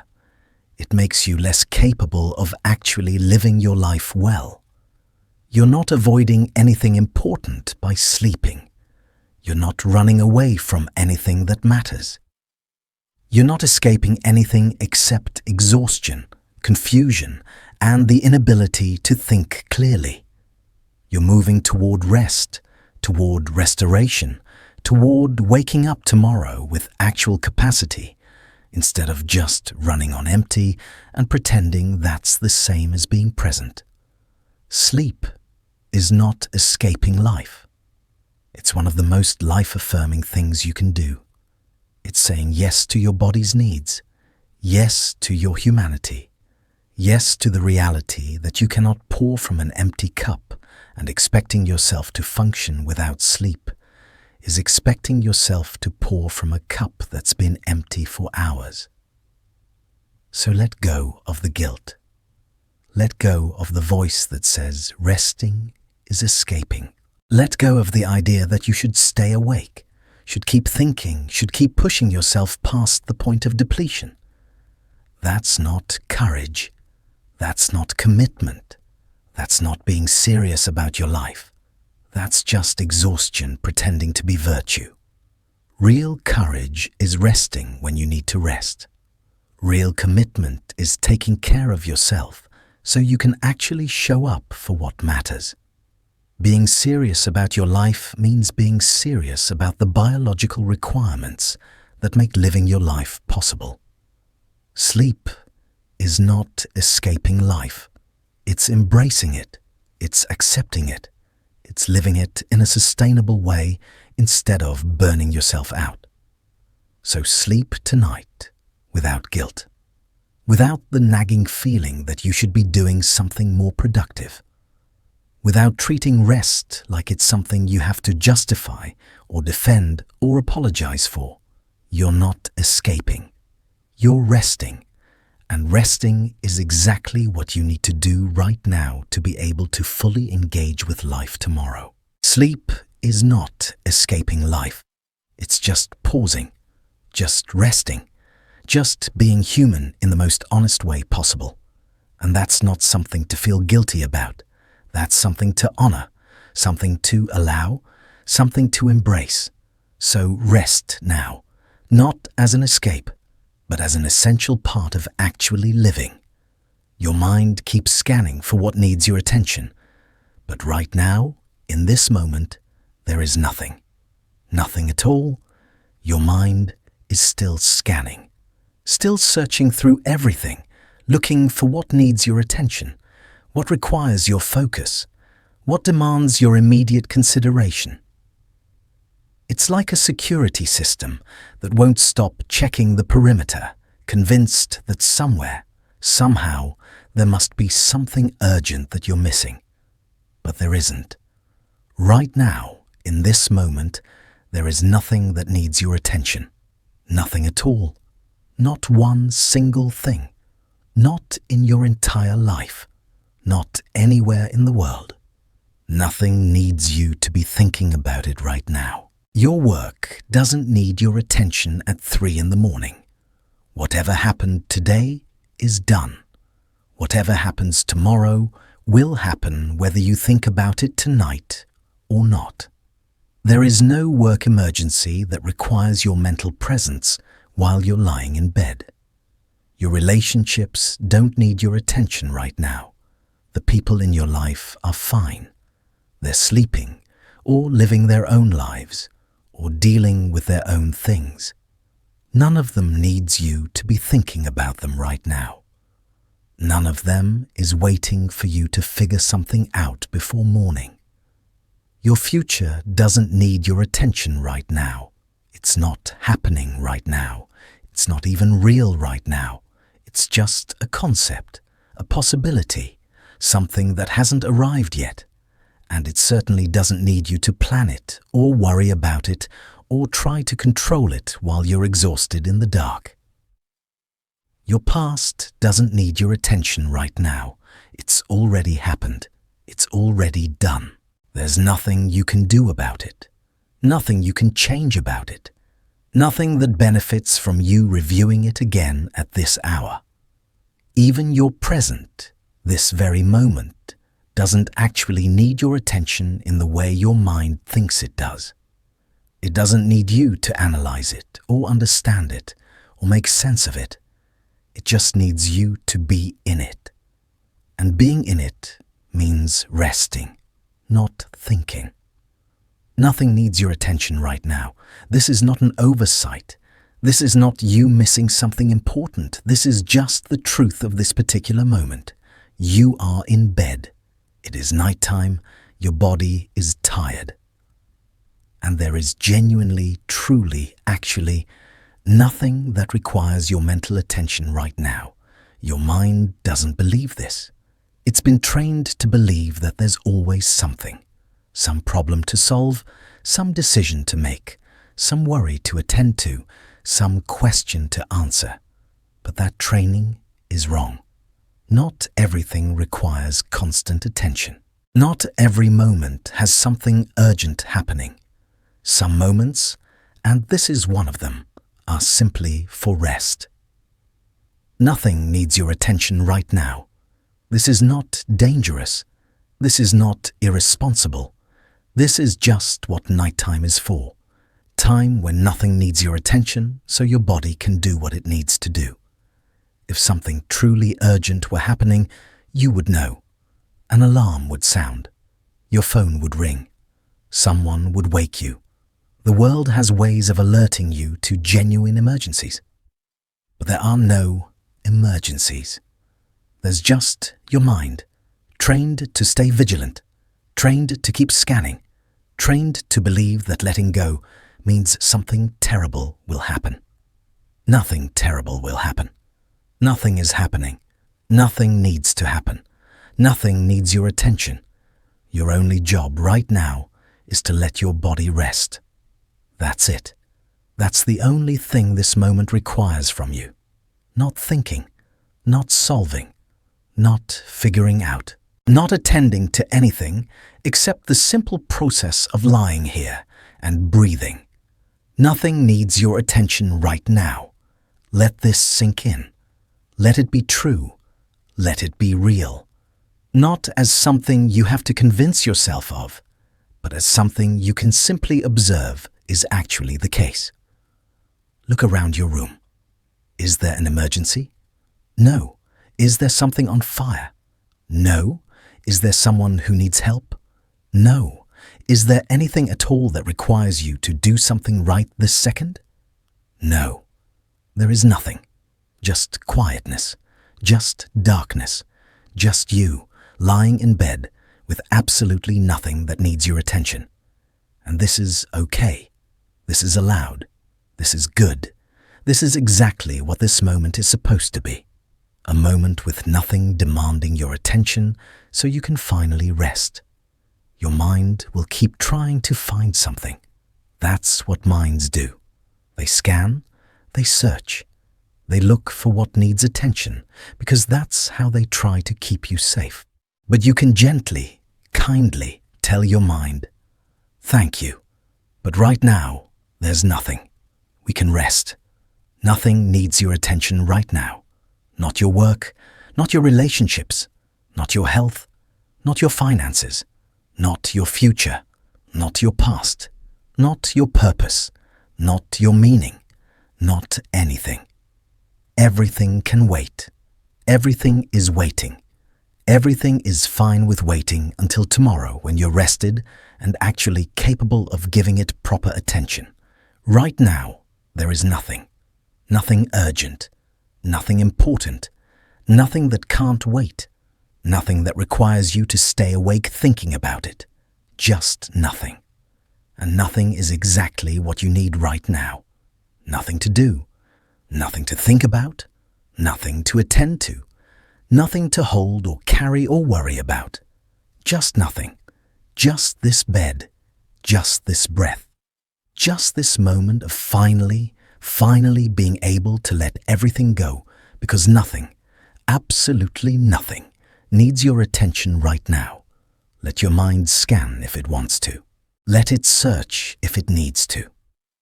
But you don't have to follow it. You don't have to help it find problems. You don't have to agree when it insists something needs your attention. Because the truth is simpler. Nothing needs your attention right now. Nothing.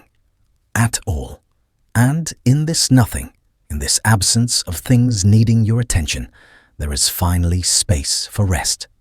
Finally permission to sleep. Finally freedom to let go. Nothing needs your attention right now, so give your attention to nothing. To the empty space, to the quiet, to the darkness, to the simple fact of breathing and being and resting. Nothing needs your attention right now. And that's not a problem. That's a gift. The gift of this moment. The gift of finally being able to rest. So rest now. In the nothing.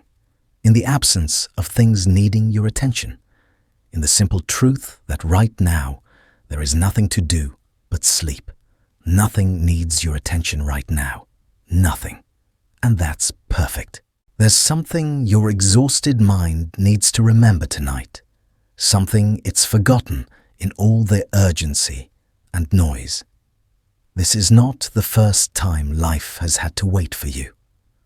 This is not the first time you've needed to pause, to rest, to step away from everything and let it all exist without your constant participation.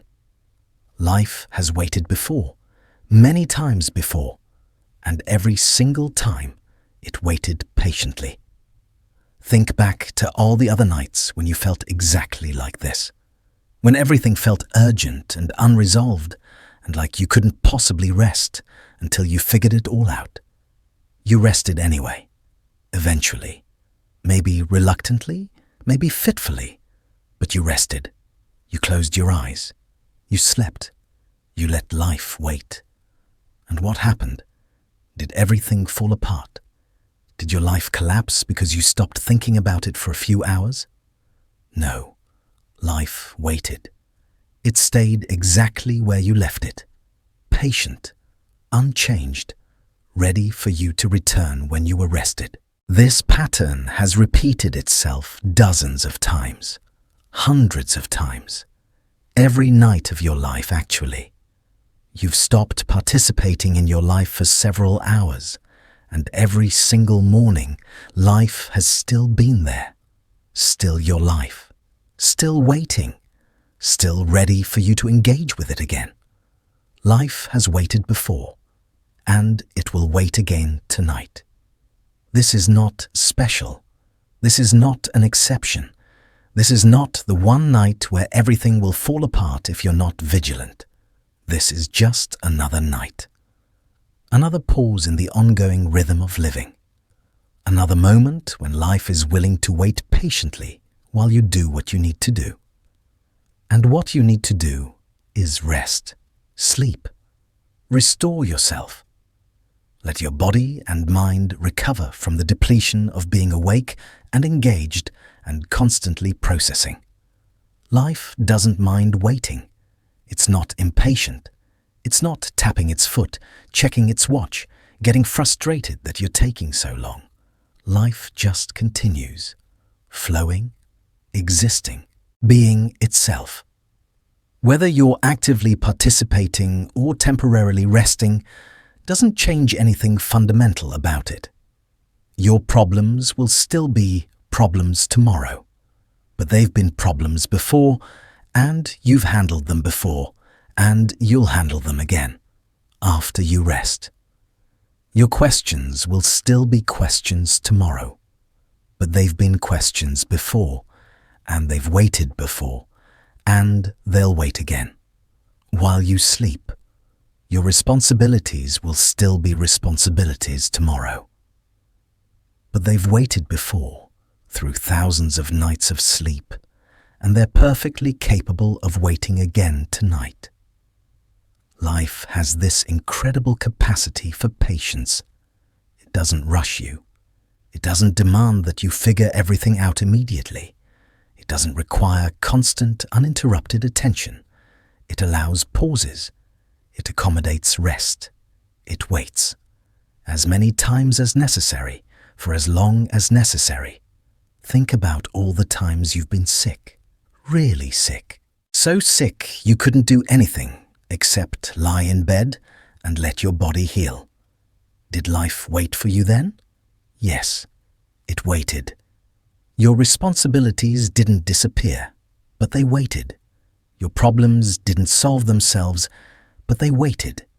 Everything waited while you recovered. And then, when you were better, when you had strength again, you returned to life. You picked up where you left off. You engaged again. And life was still there, exactly where you left it. This is what life does. It waits. This is what life has always done. For you and for everyone else who has ever needed to pause, to rest, to step away temporarily. Life has waited before, through every illness you've ever had, through every night of sleep you've ever taken, through every vacation, every break, every moment you've needed to not be actively engaged. And it will wait again tonight. Not grudgingly, not impatiently, just naturally, easily, the way life always waits when you need it to. You don't need to worry about what will happen while you sleep. Nothing will happen that won't wait for you. Nothing will be lost. Nothing will disappear. Life will pause for you the way it has paused before, the way it will pause again and again throughout your entire life whenever you need it to. This is not something you have to earn or justify. This is just how life works. It has rhythm, it has flow, and part of that rhythm is pausing, resting, waiting. Life has waited before, and it will again. This truth should bring you comfort, not anxiety. It should help you let go, not make you hold on tighter, because it means you're not abandoning anything by resting. You're not neglecting anything. You're not failing at anything. You're just allowing life to do what it does naturally. Wait patiently while you take care of yourself. So stop trying to hold it all. Stop trying to keep everything moving through sheer force of will. Stop believing that if you rest, everything will fall apart. It won't. It hasn't before. It won't tonight. Life knows how to wait. It's been practicing for billions of years. Let it wait. Let it be patient. Let it exist without your constant supervision while you finally rest. Life has waited before, and it will again. Tonight. For you, as long as you need. And tomorrow, when you return to it, rested and restored, it will still be there, still your life, still waiting, still ready for you. But tonight, let it wait, because it can, because it will, because it always has. Life has waited before, and it will again. So rest now, knowing that everything will be exactly where you left it when you wake. Patient, unchanged, waiting, the way life always waits. In this moment, right now, you are completely safe. There is nothing to fear, nothing to protect against. Just this bed, this breath, this simple moment of being. Your nervous system has been on high alert all night, scanning for danger, looking for threats, staying vigilant in case something goes wrong. This is what nervous systems do when they're exhausted and overwhelmed. They forget how to recognize safety. They treat everything as potential danger. They stay activated even when there's nothing to protect against. But right now, in this moment, you are safe. Completely, genuinely, actually safe. There is no danger in this room, no threat approaching, no emergency unfolding. Nothing that requires your protection or your defense or your vigilance. There is only this bed beneath you, solid, supportive, holding your weight without effort. There is only your breath moving in and out, steady, reliable, continuing without you needing to control it. There is only this moment, quiet, still, safe. You are safe inside this moment. Not because you've made yourself safe through constant vigilance, but because this moment is, by its very nature, safe. Nothing is attacking you. Nothing is threatening you. Nothing is coming for you that requires you to stay alert and tense and ready to react. The dangers your mind is imagining, the catastrophes about your future, the disasters about your past, the crises about your present, none of them are actually here right now. They exist in your thoughts, in your fears, in your tired mind's tendency to see threats everywhere when it's depleted. But in actual reality, in this physical moment you're occupying right now, there is no danger. Look around if you need to. Use your actual senses, not your worried thoughts. What do you see? A room, familiar objects, stillness. What do you hear? Maybe quiet, maybe distant sounds that signal normal life continuing normally. What do you feel? The bed holding you, the air around you, the simple physical sensations of existing. None of this is dangerous. None of this requires protection. None of this needs you to stay on high alert. You are safe inside this moment. And this moment is all that actually exists right now. Not the future you're worried about, not the past you're reviewing. Just this moment, this safe, quiet, simple moment. Your nervous system might not believe this yet. It's been activated for so long that safety feels unfamiliar, even suspicious.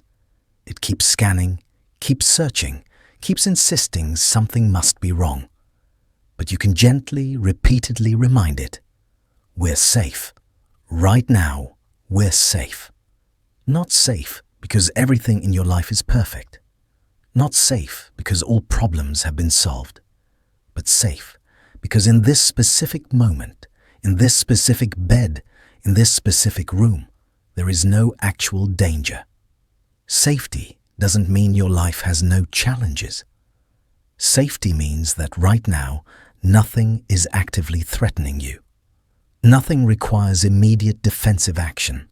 Nothing needs you to stay vigilant and activated. You are safe inside this moment. There is only this bed, holding you without judgment, without demand, without requiring anything from you except that you let it support your weight. There is only this breath, moving through you naturally, easily, keeping you alive without you needing to supervise or control or manage the process. There is only this body, tired and ready for rest, asking you to finally trust that it's safe to let go, safe to stop protecting, safe to just be here without armor. You are safe. In this room, in this bed, in this moment, safe enough to soften, safe enough to release, safe enough to let your guard down and rest. Your mind might argue. It might list all the things that could go wrong, all the problems that exist, all the reasons you should stay alert. But those things are not happening right now. They might happen eventually. They might need your attention tomorrow. But right now, in this moment, they are not actual threats. They are only worried thoughts. And worried thoughts cannot hurt you. They can only keep you from recognizing the safety that already exists. You are safe inside this moment. This is not something you have to create or achieve or make happen. This is something that's already true, already real, already here. You just have to notice it, feel it.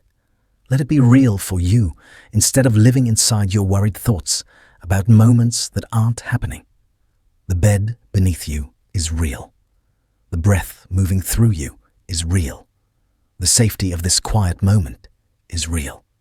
Everything else, all the fears, all the worries, all the catastrophes your tired mind is imagining, those are just thoughts. Real thoughts? Yes, but only thoughts, not actual present danger. You are safe inside this moment. There is nothing you need to protect yourself from right now. Nothing you need to defend against. Nothing you need to stay vigilant about. You can soften. You can release. You can let your shoulders drop and your jaw unclench and your breath deepen. You can let your body finally believe what's actually true, that right now you are safe. Not perfectly safe, not safe from every possible future problem, but safe enough. Safe in this moment. Safe in this bed, safe in this breath. And that's enough. That's all the safety you need to rest. You don't need to be safe from everything forever. You just need to be safe enough right now. And you are. You truly are. You are safe inside this moment. Let your nervous system feel this. Let it recognize this. Let it finally, gradually, begin to settle into this truth. There is only this bed, solid beneath you, supporting you, holding you safely. There is only this breath, moving gently, naturally, keeping you alive without effort. There is only this moment, quiet, still, safe, asking nothing from you except that you finally trust it enough to rest. You are safe inside this moment, completely safe, actually safe, safe enough to finally let go. So, let go now. Let your body feel the safety it's been too activated to notice. Let yourself soften into this moment that holds you without threat, without danger, without anything except quiet invitation to rest. You are safe, right here, right now. Safe enough to sleep. Life doesn't need you to pause it. It continues whether you're watching or not. You can fall asleep while everything keeps going. You're allowed. Here's something that might sound strange at first, but becomes deeply freeing once you understand it. You can fall asleep while life continues. You don't have to pause life first. You don't have to bring everything to a stop. You don't have to resolve all the ongoing situations, answer all the open questions, complete all the unfinished processes. Life will continue, while you sleep, without you. And this is not only okay, it's exactly how it's meant to be. Right now, all over the world, life is continuing.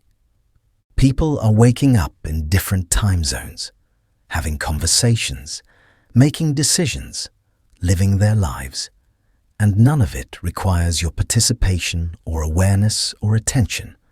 Life is continuing, constantly, endlessly, whether you're engaged with it or resting from it.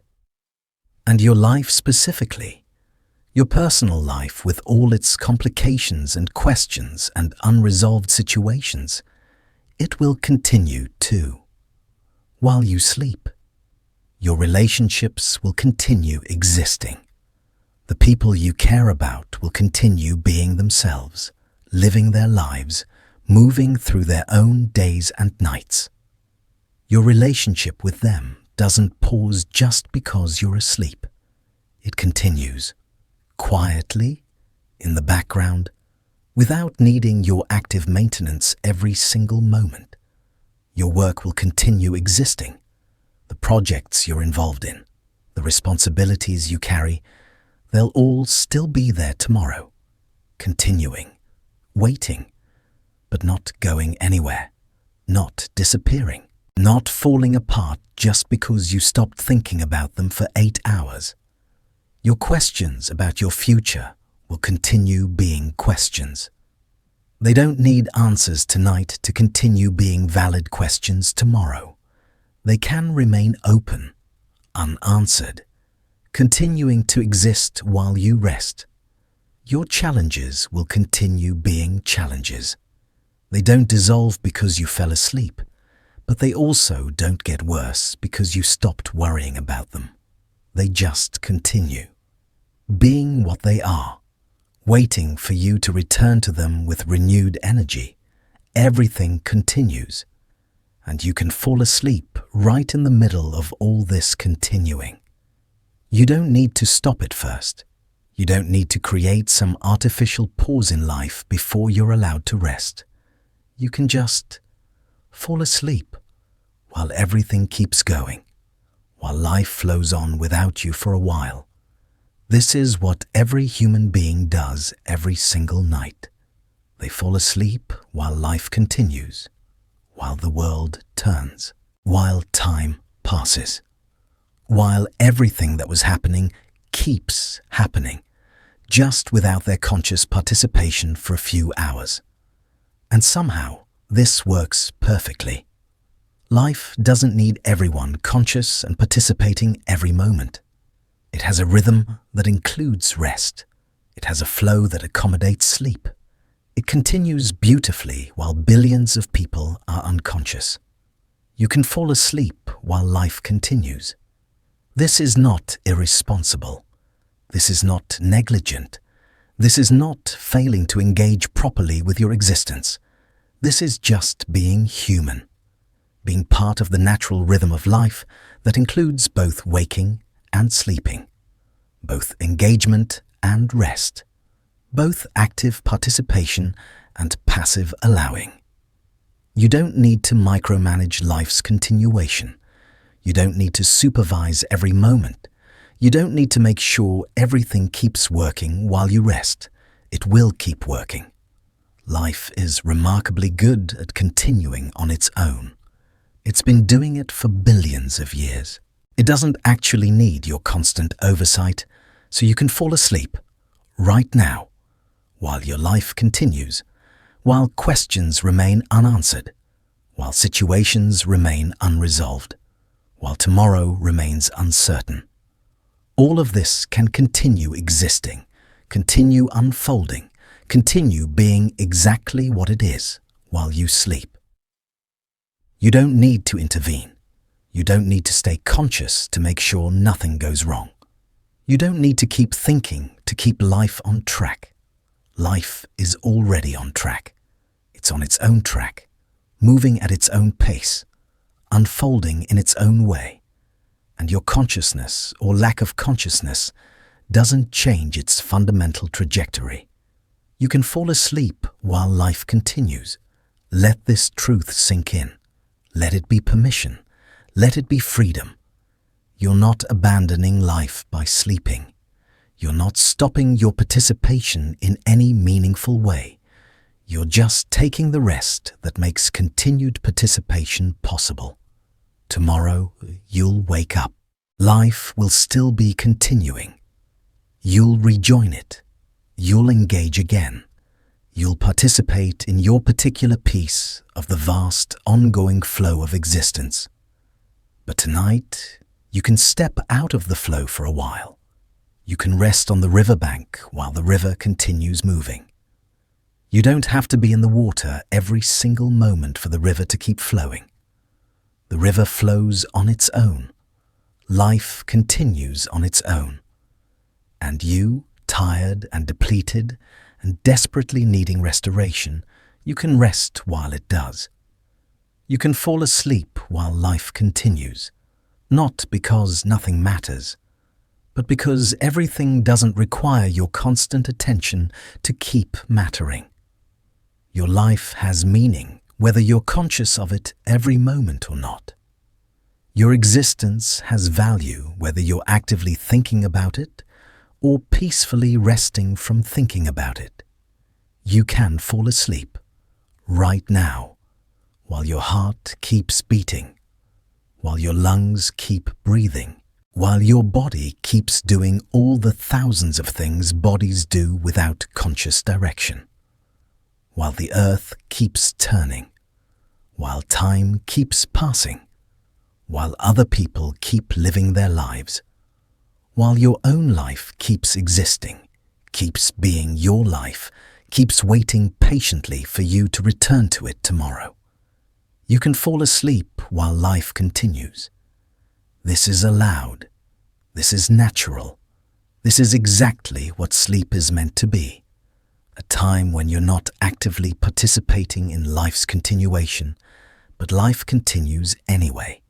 So let go of the need to control it. Let go of the need to monitor it.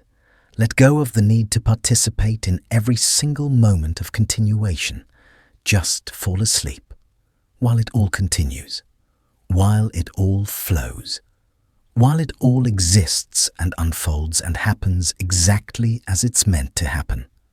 You don't need to be awake for any of it tonight. You don't need to be conscious. You don't need to be engaged or present or active. You just need to sleep, to rest, to let your body restore itself while life continues doing what life does, continuing.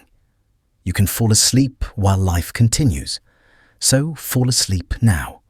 Let everything keep going without you. Let the world turn. Let time pass. Let life flow. And let yourself rest. Deeply, completely, without guilt or worry or the need to stay conscious. You can fall asleep while life continues. And when you wake, life will still be there, still continuing, still your life, still ready for you to engage with it again. But tonight, let it continue without you.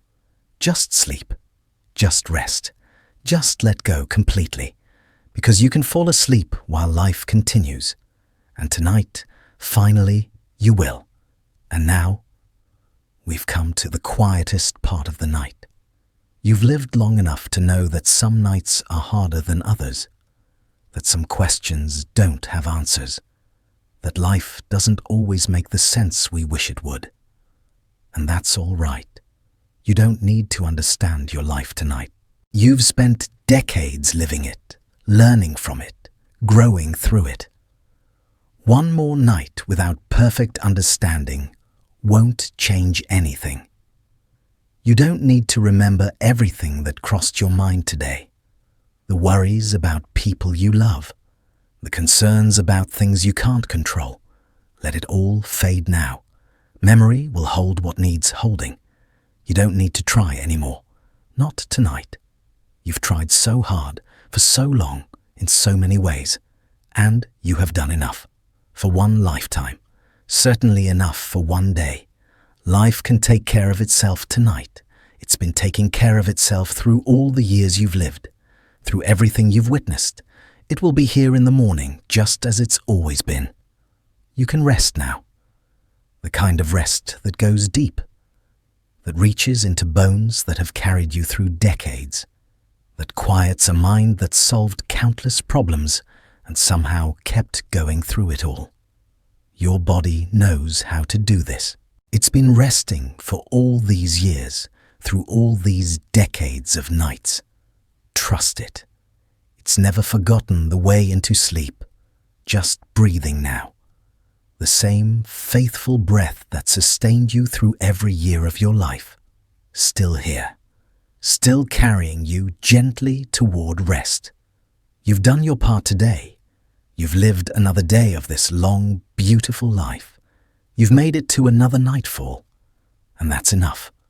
Now there's just this, just breath moving in and out, just the softness of the bed, just the quiet darkness wrapping around you like a warm blanket. Nothing to understand, nothing to remember, nothing to try. You've done enough. Life can take care of itself tonight. And you can rest. The night holds you. This moment holds you. Everything holds you while you finally let go. Just breathing, just resting, just being. You've earned this peace. You've lived enough to deserve this rest. Now, just sleep. Deep and peaceful and safe. Good night.